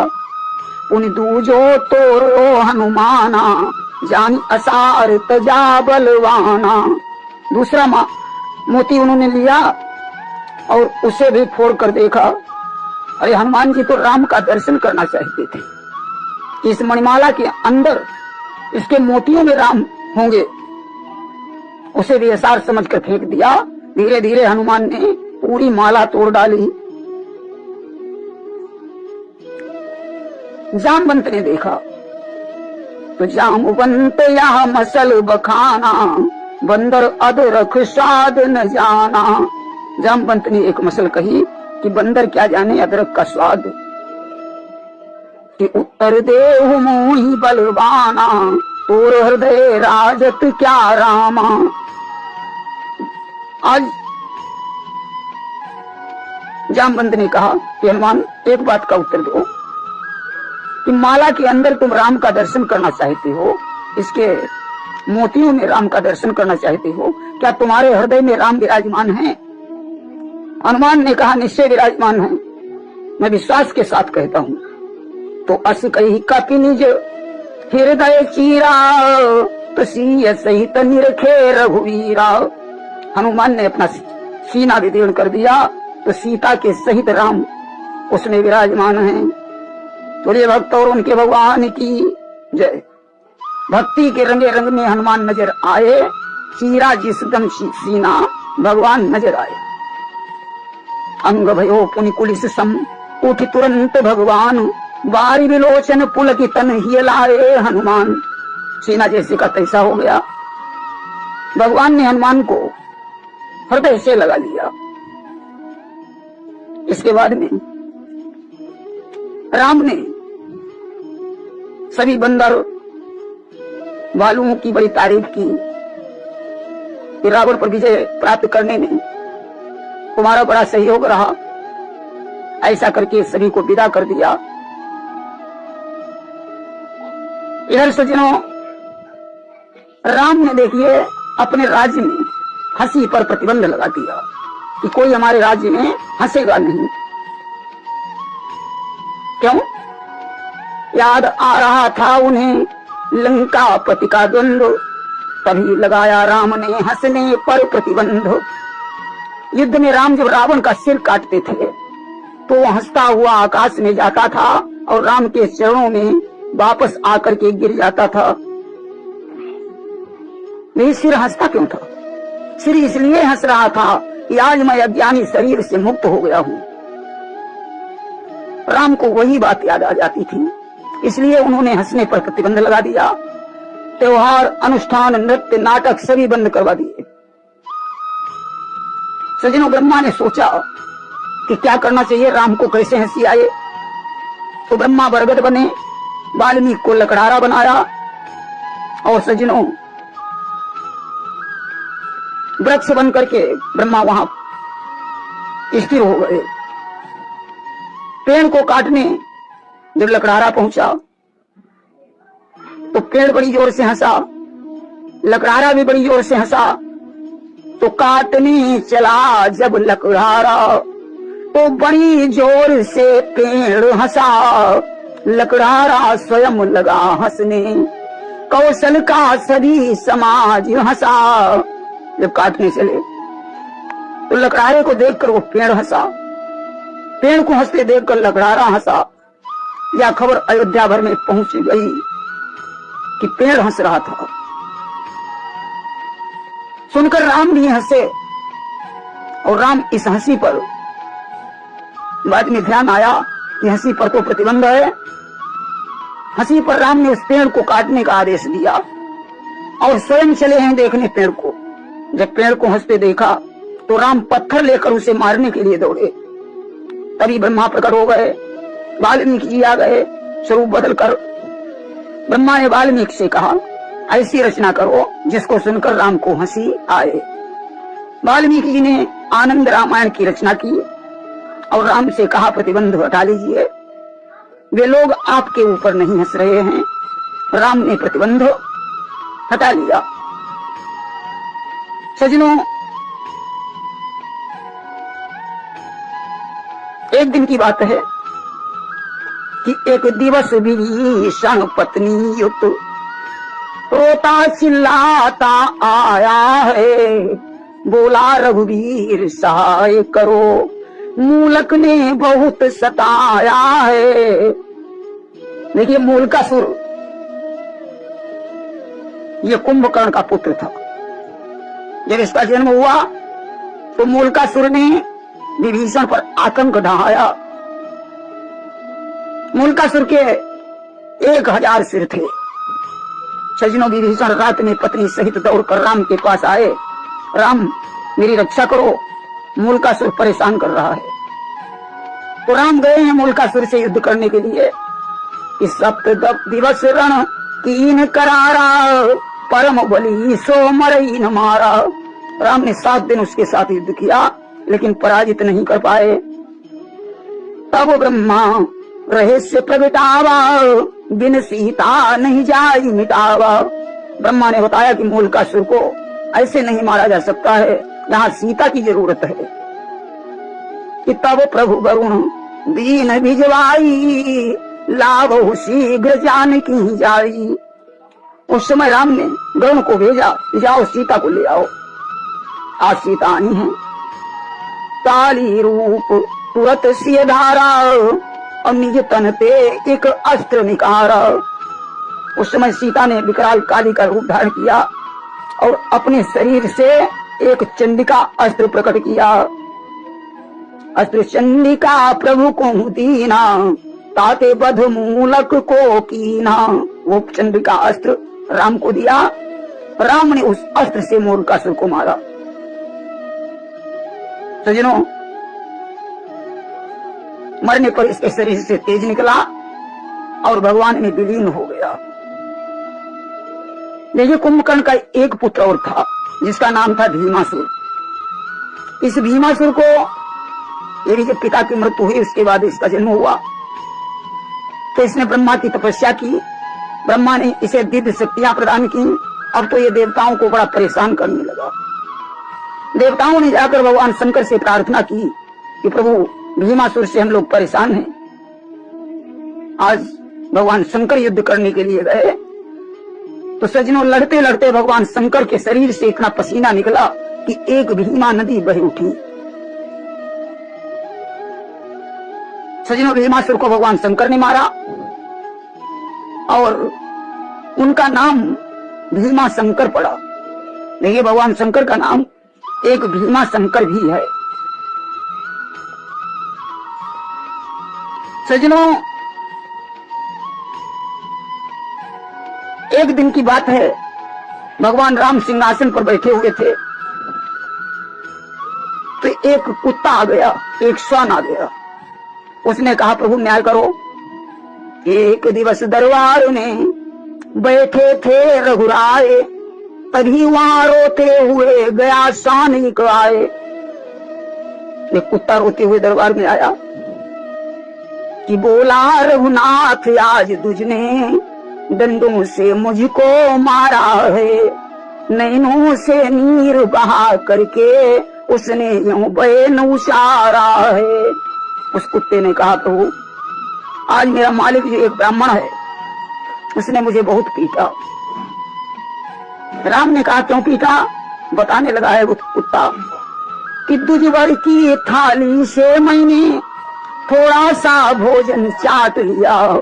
यह दृश्य देख करके तुझने पहले तो मुझको डांट दिया।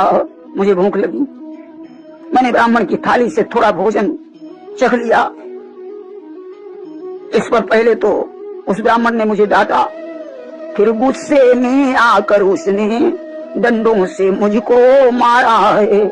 ये राज सजा उसको दीजिए कि महाराज सजा उसको दीजिए, इतना अनुरोध हमारा है। उस विप्र ने मुझे मारा, उसे सजा दीजिए।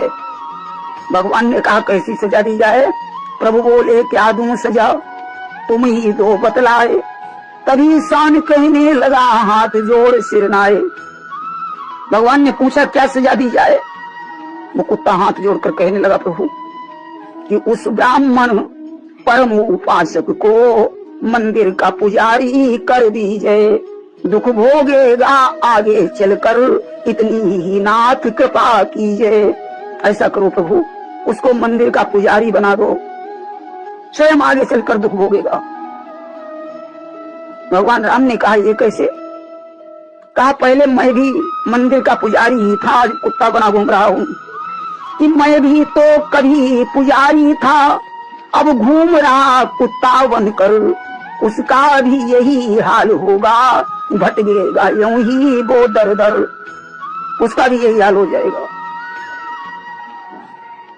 यह सबसे अच्छी यही राह, सबसे अच्छी यही सलाह है। क्योंकि मंदिर का पुजारी बनेगा, भ्रष्ट हो जाएगा, और जब भ्रष्ट हो जाएगा तो कुत्ता बनकर वो भी घूमेगा, और फिर उसे बात समझ में आ जाएगी कि है सबसे अच्छी यह भ्रष्ट होने की राह। हंसे राम जब शान की, सुंदर लगी सलाह। राम को हंसी आई कि बात बिल्कुल सही कहते हो कि देव भवन का हो गया सेवक जब दुजराज, निरख शान प्रमिलित हुआ, अब बन बैठा काज।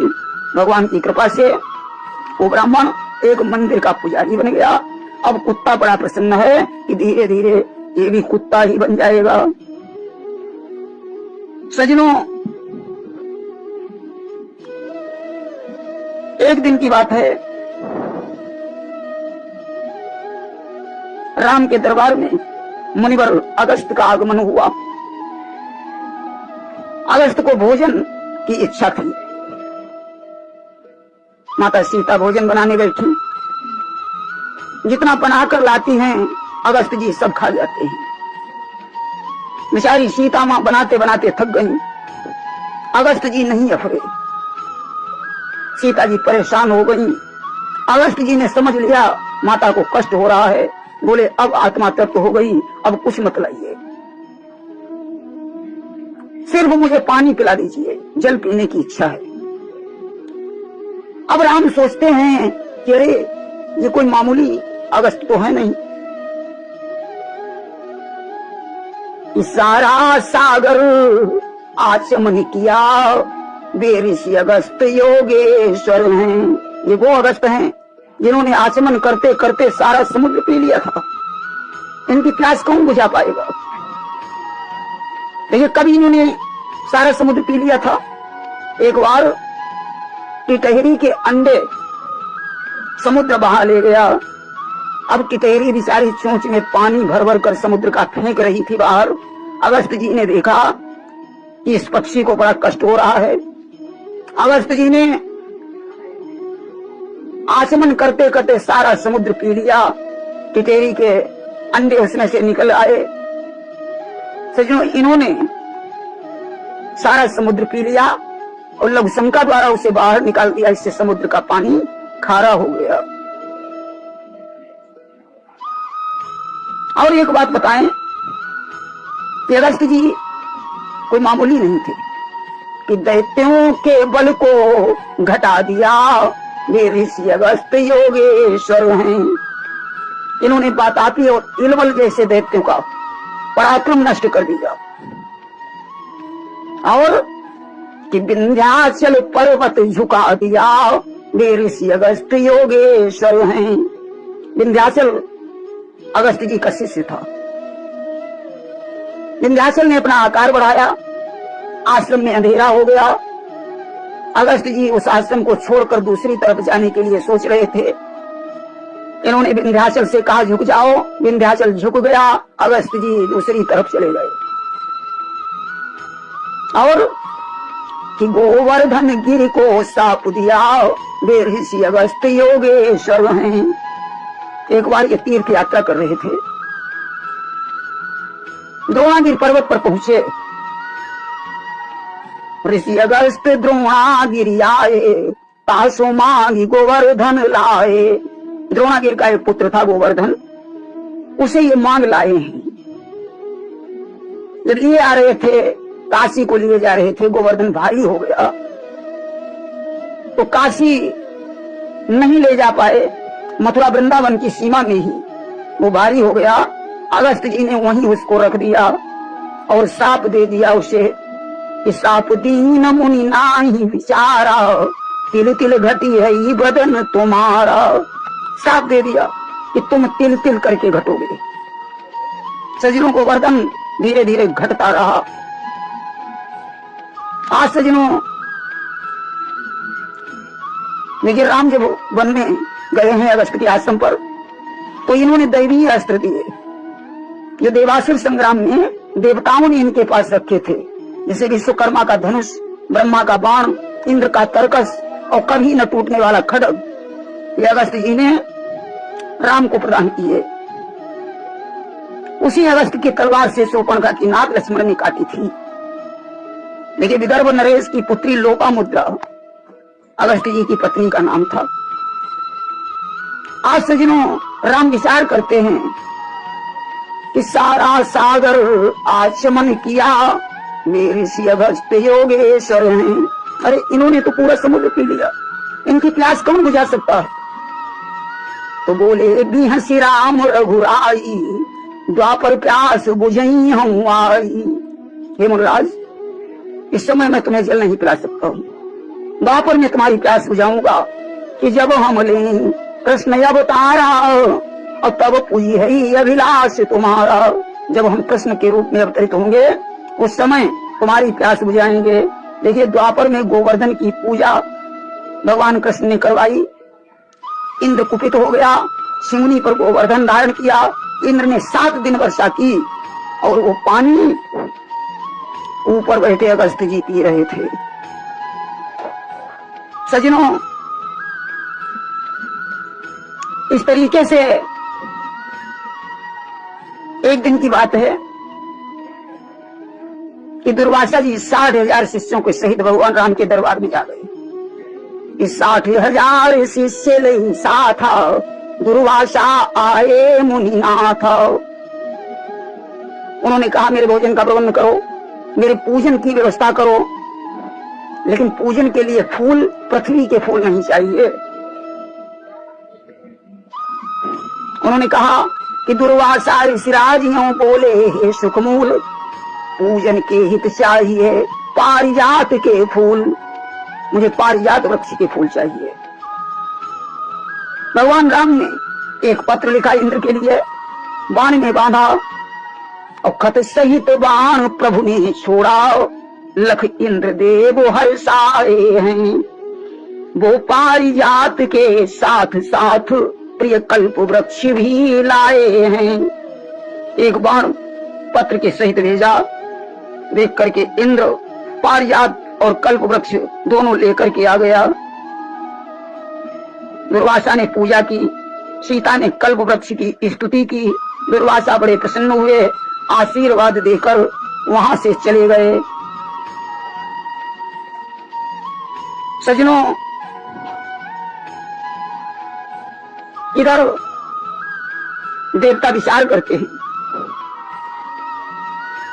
कि भगवान बड़ी देर कर रहे हैं।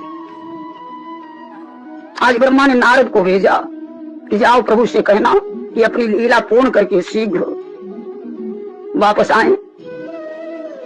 तो एक बार जानकी समेता बैठे प्रभु निज रुचिर निकेता। एक बार भगवान राम जानकी के सहित बैठे थे। तेहि अवसर नारद मुनि आए, सुरहित लागी विरंची पठाए। ब्रह्मा जी ने नारद को भेजा, नारद जी आए हैं। तो देखी राम से सा उठी धाये, करत दंडवत मुनि उर लाए। भगवान ने नारद को हृदय से लगा लिया, सादर निज आसन बैठारे और जनक सुता तब शरण पखारे। आसन पर बैठाया नारद को। सीता ने, माता सीता ने नारद के पैर धोए और तेहि चरणोदक भवन सिंचावा, जग पावन हरि शीस चढ़ावा। वही चरणोदक से अपने भवन का सिंचन करवाया। भगवान राम ने अपने सर पर वही चरणोदक रखा।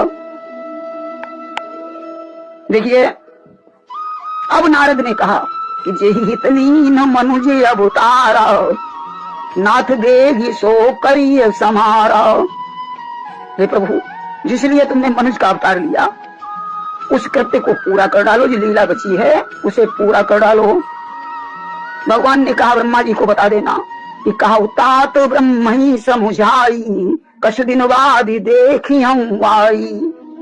ब्रह्मा को जाकर बता देना कि कुछ दिन बाद मैं स्वर्ग वापस लौटूंगा। राम रूप उर धरि मुनि नारद, चले करण गुणगान विशारद। भगवान राम का गुणगान करते हुए देवर्षि नारद चले जाते हैं। तब रघुपति सीत ही समुझावा, चाहत करण सो चरित सुनावा। इसके बाद प्रभु राम ने सीता जी से कहा कि कुछ लीला और करनी है। क्या करनी है? ईश्वर हित लागी सो करिय उपाई, जाई वन परिहर ठकुराई। हे सीते, अब तुम्हें वन जाना होगा। देखिए, हमारे योद्धाओं में भी कुछ ऐसी घमंड की बातें पैदा हुई हैं, इसलिए तुम वन को जाओ और तुम्हारे पुत्रों द्वारा उनके घमंड को नष्ट करना है। आज सीता जी को वन जाने की रास्ता भगवान ने बना दी। भगवान ने अपनी लीला रच दी। उसी रात को सज्जनों एक धोबी ने अपनी धोबिन से कहा कि तुम कल रात को कहाँ रही?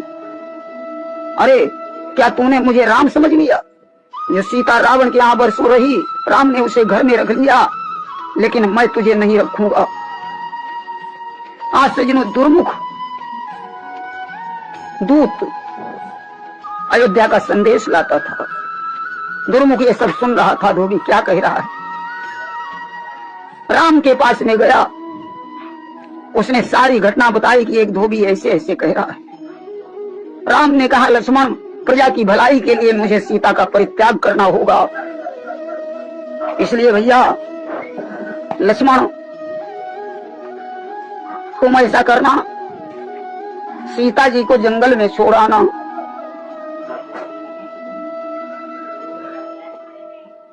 देखिए, बात एक और भी बता दें कि सीता जी का वनवास क्यों हुआ। आखिर इसमें भी एक कारण है।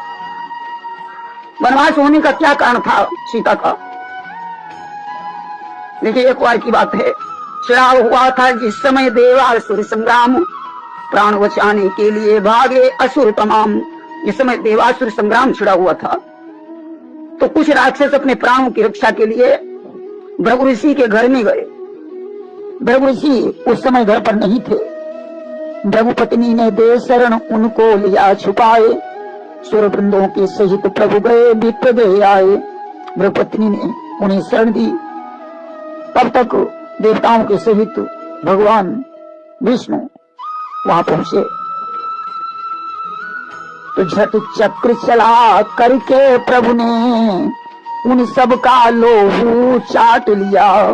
फिर असुरों के ही साथ साथ भृगु पत्नी का सिर काट लिया। भगवान विष्णु ने चक्र सुदर्शन के द्वारा भृगु पत्नी का सिर काट लिया। उसी समय वनखंड से लौटे मुनि गुणवान, देखी पत्नी की दशा छाया क्रोध महान। उसी समय वनखंड से भृगु ऋषि जी वापस लौटे। उन्होंने पत्नी की दशा देखी और क्रोध से बेकल हो गए। क्रोधातुर होकर बोल उठे, हे हरि क्यों ऐसा कृत्य किया। ले लिया कमंडल से जल को, भगवान विष्णु को साप दिया।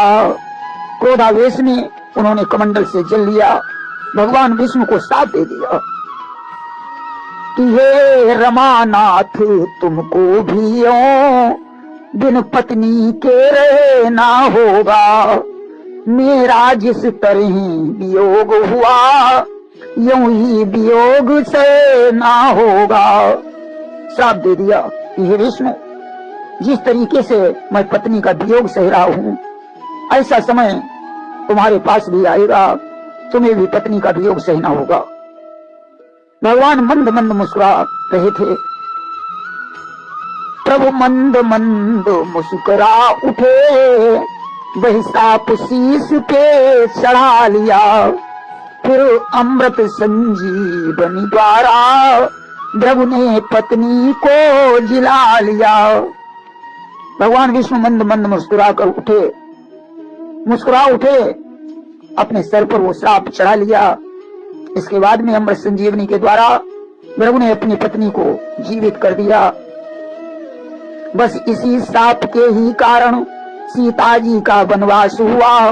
पत्नी वियोग क्या होता है यह राघव को एहसास हुआ। इसी श्राप के कारण सीता जी का वनवास हुआ। पत्नी के वियोग का दुख क्या होता है ये राम को बाद में इसका एहसास हुआ। लेकिन सीता के वनवास का एक कारण और भी है। एक बार की बात है, जनक के बाग में एक तोता और एक तोती रहते थे। आम्र वृक्ष छाया के सोता, और तेही की साख निहारे तोता। आम की डाल पर बैठा हुआ एक तोता, जिसकी पत्नी तोती है। तेही डिंग तोती ताकर नारी, रहे परश पर बैन उचारी। तोता तोती आपस में बात कर रहे हैं कि तोता यूं कहने लगा, तजो जनक का बाग, चलो बसेंगे अंत में प्रिय सहित अनुराग। तोता कह रहा है, तोती ऐसा करो, इस बाग को छोड़ दो, अब दूसरी जगह रहेंगे। कि तब तोती बोली मृदुवानी, अहियन राम सुखदानी। तब तोती ने कहा कि हे तोते, इस बाग में राम आएंगे, लक्ष्मण अनुज होई जिन संगा, तेहि स्वरूप लखी तेहि स्वरूप लजाई अनंगा। उनका स्वरूप देखकर अनंग भी माने कामदेव भी लज्जित होगा। ऐसे राम बाग मां आई हैं, जनक सुता संग ब्याहे जई हैं। वो राम इस बगीचे में आने वाले हैं जिनका विवाह सीता के साथ होगा। तोता ने कहा प्रिय, एक राम नहीं है, एक राम अवधेश कुमारा, तिनकर चरित्र विदित संसारा। एक राम जिन जगत पसारा, एक राम तिनहु ते न्यारा। कौन राम बगिया मां आई हैं, जनक सुता संग ब्याहे जई हैं। अरे कौन से राम आएंगे? कि दशरथ सुबन कौशिलानंदन, रघुपति राम भगत उर चंदन। सोई राम बगिया मां आई हैं, और जनक सुता संग ब्याहे जई हैं। वो राम जो दशरथ और कौशल्या के पुत्र हैं। कि सुन सीता अतिशय सुख पावा, और दया देश बधिक बुलवावा। सीता ने जब ये बात सुनी तोता और तोती के मुख से, तो उसने एक बहेलिये को बुलाया, पकड़वा लिया।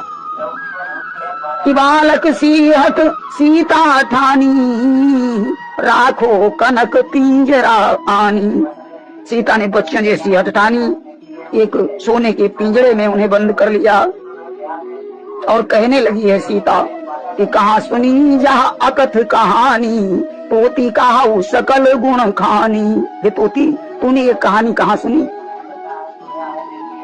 सीता के ये शब्द सुन तोती लगी बतान, कि बहुत पुरानी बात है, सुनिए देकर ध्यान। सीता की बात सुनकर तोती ने कहा ये बहुत पुरानी बात है, ये हजारों वर्षे हुई सिया, हम दोनों कहीं विचरते थे। तब ऋषिवर वाल्मीकि जी के मुख से ये वचन निकलते थे। हजारों वर्ष पुरानी बात है। वाल्मीकि जी अपनी रामायण में लिख रहे थे कि जीवन गाथा राघव ऋषि की, वह मुनिवर लिखते जाते थे। अपनी उस परम पुस्तिका को वो रामायण बतलाते थे। वाल्मीकि जी अपनी रामायण में लिख रहे थे, जो कुछ मैंने सुना है दिया तुम्हें बतलाए, अब जाने दो जानकी जी आ रहा अकुलाए। तोती ने कहा जैसा हमने सुना वैसा तुम्हें बता दिया, ये जानकी अब मुझे जाने दो। सीता ने कहा नहीं।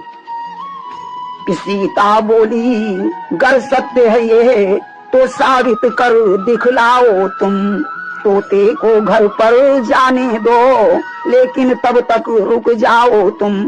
तोते को घर पर जाने दो, लेकिन मैं तुम्हें नहीं जाने दूंगी। तोती ने सब कुछ कहा, सीता मानी नहीं। कनक पिंजरे को रखा निज महलों के माही। सीता जी ने वो सोने का पिंजरा अपने महलों में टांग लिया। अब तोता निराश हो गया कि नव मंडल ते भरी उड़ाना, और खोई दीन पिंजरा पई प्राणा। उस तोता ने आकाश मार्ग से उड़ान भरी, पिंजरे के ऊपर गिरा। तोते ने अपने प्राणों को छोड़ दिया। तोती की आंखों में आंसू भराए कि तोती नयन भरे लखी बारी, और जनक सुतासन गिरा उचारी। तोती ने रोकर कहा सीते, अरे तूने ये क्या कर दिया? यहाँ सीता तेरा काह बिगाड़ा, बसत भवन जो मोर उजारा। अरे तूने हमारा विनाश ही कर दिया सीता। बिन पति जग दिखे अंधियारा, और छीन लीन श्रृंगार हमारा।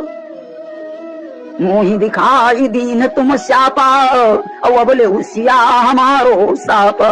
अरे तुमने हमें विधवा बना दिया। हे सीते, अब मैं तुझे साप दूंगी कि जो मोही कनक पिंजरे राखा, सोने की लंक करहु तुम वासा। कि गर्भ समेत सिया जब हुई हो, अब पति वियोग मौसम दुख पई हो। ये सीते, जब गर्भ में होगी तो मेरे जैसा वियोग तुम्हें सहन करना पड़ेगा। अस कही तोती तजे पराना, और स्वर्ग धाम तिन कीन पयाना। ऐसा कह करके तोती ने अपना प्राण अंत कर दिया। तो सजनों, ये उस तोती का श्राप था कि जब गर्भ समेत होगी तब तुम्हें पति का वियोग सहना पड़ेगा। आज सजनों,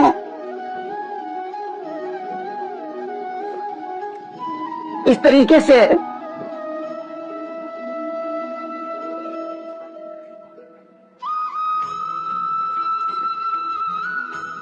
सीता को धोबी के कहने से राम ने लक्ष्मण से कहा, भैया प्रजा में ऐसी अफवाह फैली है, इसलिए सीता को घर में रखना ठीक नहीं, तुम सीता को वन में छोड़ दो।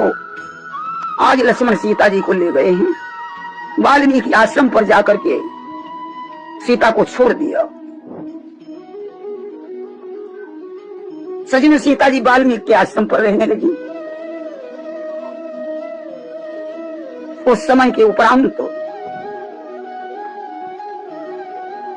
सीता जी के द्वारा 2 पुत्रों का जन्म हुआ। लिखा तो है कि दुई सुत सुंदर और सीता जाए और लव कुश वेद पुराण गाए। सीता जी ने 2 पुत्रों को जन्म दिया जिनका नाम लवकुश कहा गया है। देखिए सज्जनों, बात ऐसी भी है कि लव सुत सुंदर सीता जायो और कुश को वाल्मीकि सरसायो। लव को तो सीता जी ने जन्म दिया, लेकिन कुश को वाल्मीकि जी ने बनाया था। कैसे बनाया? एक बार की बात है कि एक बार जननी अनबाई लव ही दीन पलना पौड़ाई। एक बार सीता जी ने अपने पुत्र लव को स्नान करवाया और पालने में डाल दिया। और घट उठाई हृदय धरि धीरा भरन चली सरिता महानीरा। इसके बाद में घड़ा उठाया और पानी भरने के लिए चली। कछ संकेत मुनि है सिए कीना ध्यान मगन तिन ध्यान न दीना।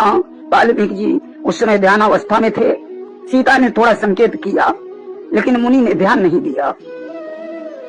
हुआ क्या, जब सीता पानी भरने के लिए जा रही थी तो रास्ते में एक दृश्य देखा कि सीता का दर्द बढ़ाने को बानरी एक आ जाती है। निज सुत को दूध पिला करके वो छाती से लिपटाती है। एक बंदरिया वहां आ गई। वो बानरी बच्चे को दूध पिलाया, छाती से बच्चे को लिपटा लिया और चलने लगी।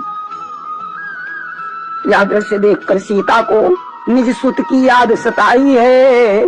पानी भरना तो भूल गई, घर से लव को ले आई है।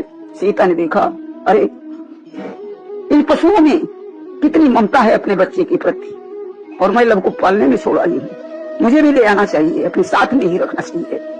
आज गई है, चुपचाप लव को उठाया गोद में और फिर वापस लौट आई। वाल्मीकि जी ये बात नहीं देख पाए कि इत वाल्मीकि की आंख खुली, देखा तो सुना पलना है।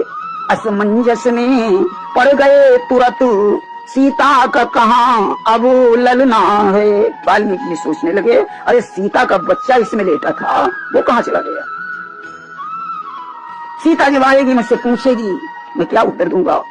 वाल्मीकि जी ने क्या किया, एक कुश उठाया और कुश को अभिमंत्रित किया कि झट कुश को अभिमंत्रित करके तपोबल से पुत्र बनाए दिया।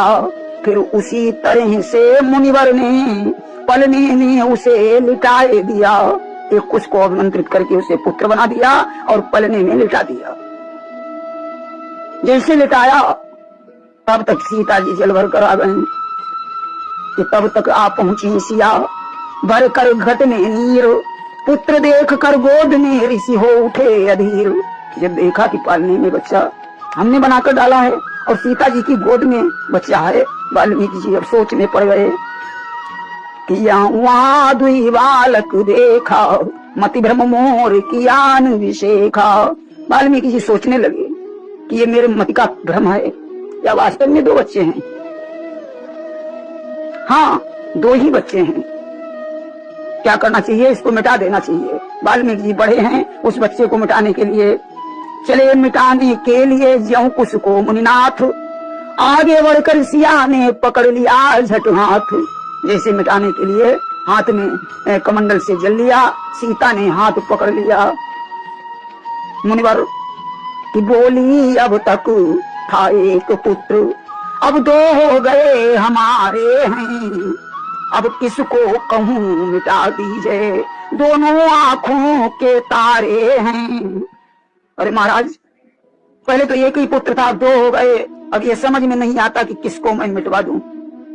दोनों ही रहने दो, हमें तो दोनों अच्छे लगते हैं।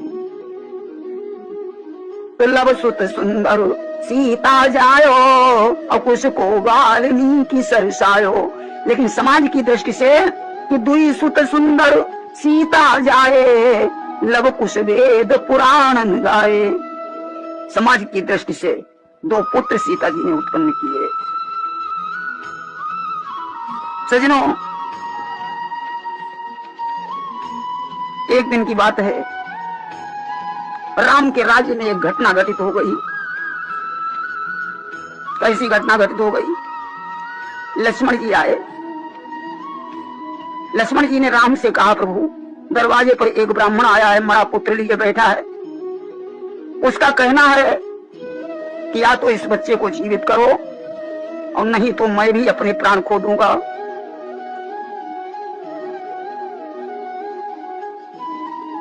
हे प्रभु, समझ में नहीं आता ये ऐसा कैसे होने लगा कि दुर्भिक्ष इस तरह बार बार पढ़ते थे नहीं अयोध्या में, पितु के जीते जी पुत्र कभी मरते थे नहीं अयोध्या में। जैसा अकाल अयोध्या में पड़ा ऐसा नहीं होता था, पिता के सामने उसका बच्चा नहीं मरता था। पर आज राज द्वारे पर ही दुख बैठा धरना दिए हुए, रोता है एक वृद्ध ब्राह्मण मृतदेह पुत्र को लिए हुए। आज तो दरवाजे पर ऐसा दुख बैठा है, एक ब्राह्मण मरे हुए बच्चे को लिए बैठा है कि हट करके ये ही कहता है, मैं अपना न्याय चुकाऊंगा, जीवित बेटा ले जाऊंगा या प्राण गमा कर जाऊंगा।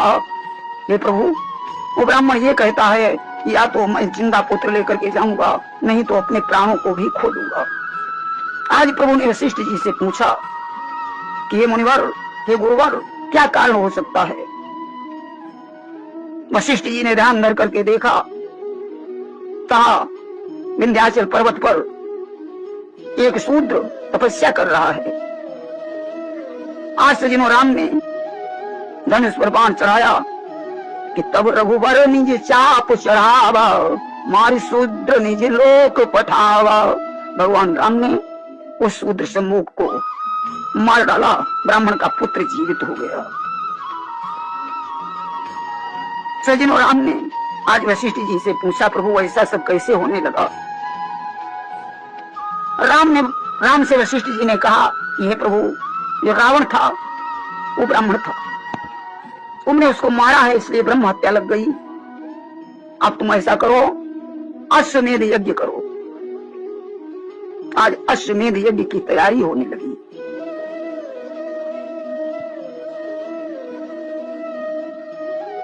सजनों, वेदी रचाई गई सरयू नदी के तट पर। वशिष्ठ जी ने कहा, राम कि धर्म सकल जे वेद बखाने, नीति पुराण शास्त्र सब जाने, अब विनती सफल न हुई खरारी, अब चाहिए मिथिलेश कुमारी। हे राम, जितने धर्म हैं उन सब में पत्नी जो है अर्धांगिनी होती है, इसलिए तुम सीता को बुलाओ, तभी अश्वमेध यज्ञ पूर्ण हो सकता है। कि यदि जीवित हो जानकी कहीं, तो उनको बुला लिया जाए, अथवा करने को कार्य पूर्ण दूसरा विवाह किया जाए। वशिष्ठ जी ने कहा, राम या तो सीता को बुलाओ, नहीं तो दूसरा विवाह कर लो। राम की आंखों से आंसू बहने लगे। हे गुरुवर, कोई दूसरा उपाय बताओ। राम दूसरा विवाह नहीं कर सकता है। देखिए, यहाँ तो राम एक ही विवाह के लिए प्रतिबंधित थे। इसीलिए राम ने जब संन्यास लिया तो राम ने ब्राह्मणों से परामर्श किया कि हे ब्राह्मणों, मुझे ये बताओ कि अगले जन्म में बहुपत्नी कैसे प्राप्त की जाए। तो ब्राह्मणों ने कहा कि राम, तुम 16 सोने की सीता बना करके दान करो। ये दान अगले जन्म में 1000 गुना हो जाएगा। सज्जनों, राम ने 16 सोने की सीता सरयू के तट पर संन्यास लेने के समय दान कर दी थी। वही सज्जनों, अगले जन्म में भगवान कृष्ण की 16,000 रानियां हुई और 8 रानियां ब्याज में मिली। देखिए, यहां पर वशिष्ठ जी ने यही कहा, राम, अगर तुम दूसरा विवाह नहीं कर सकते हो, सीता जी को नहीं ढूंढ सकते हो। राम ने कहा, प्रभु, पता नहीं सीता जी का क्या हुआ होगा, अब तो कोई उपाय ही करना पड़ेगा। वशिष्ठ जी ने कहा, ऐसा करो, तुम सोने की सीता बनवाओ। आज सोने की सीता को वामांग में बिठाकर गठबंधन कर दिया गया और राम का अश्वमेध यज्ञ शुरू हो गया। आज सफेद शरीर वाला, काले कान वाला घोड़ा मंगाया गया है अश्वमेध में यज्ञ में। उस घोड़े का विधान सहित पूजन किया है राम ने। कि तब किया विधान सहित पूजन उस घोड़े का रघुराई ने, मस्तक पर उसके पत्र एक लिख कर बांधा रघुराई ने। उसके मस्तक पर लिखकर एक पत्र टांग दिया गया कि कौशलपति अब सम्राट हुए, जग की जनता स्वीकार करे। जो कोई घोड़ा पकड़े वह रण में लड़ना स्वीकार करे। जो इस घोड़े को पकड़ेगा उसके साथ युद्ध होगा। आज राम ने ऋषियों से पूछा कि ये घोड़ा सबसे पहले कहाँ जाना चाहिए। ऋषि मुनियों ने कहा, महाराज, लवणासुर बहुत ऋषि मुनियों को सता रहा है, इसलिए ये घोड़ा उसके नगर में जाना चाहिए। सज्जनों, आज घोड़े को लेकर के शत्रुघ्न लाल को सलाह दी गई, ये घोड़ा ले जाएं। इसके आगे का प्रसंग हम लवणासुर वध में आपको सुनाएंगे। प्रेम से बोलिए वृंदावन बिहारी लाल की जय।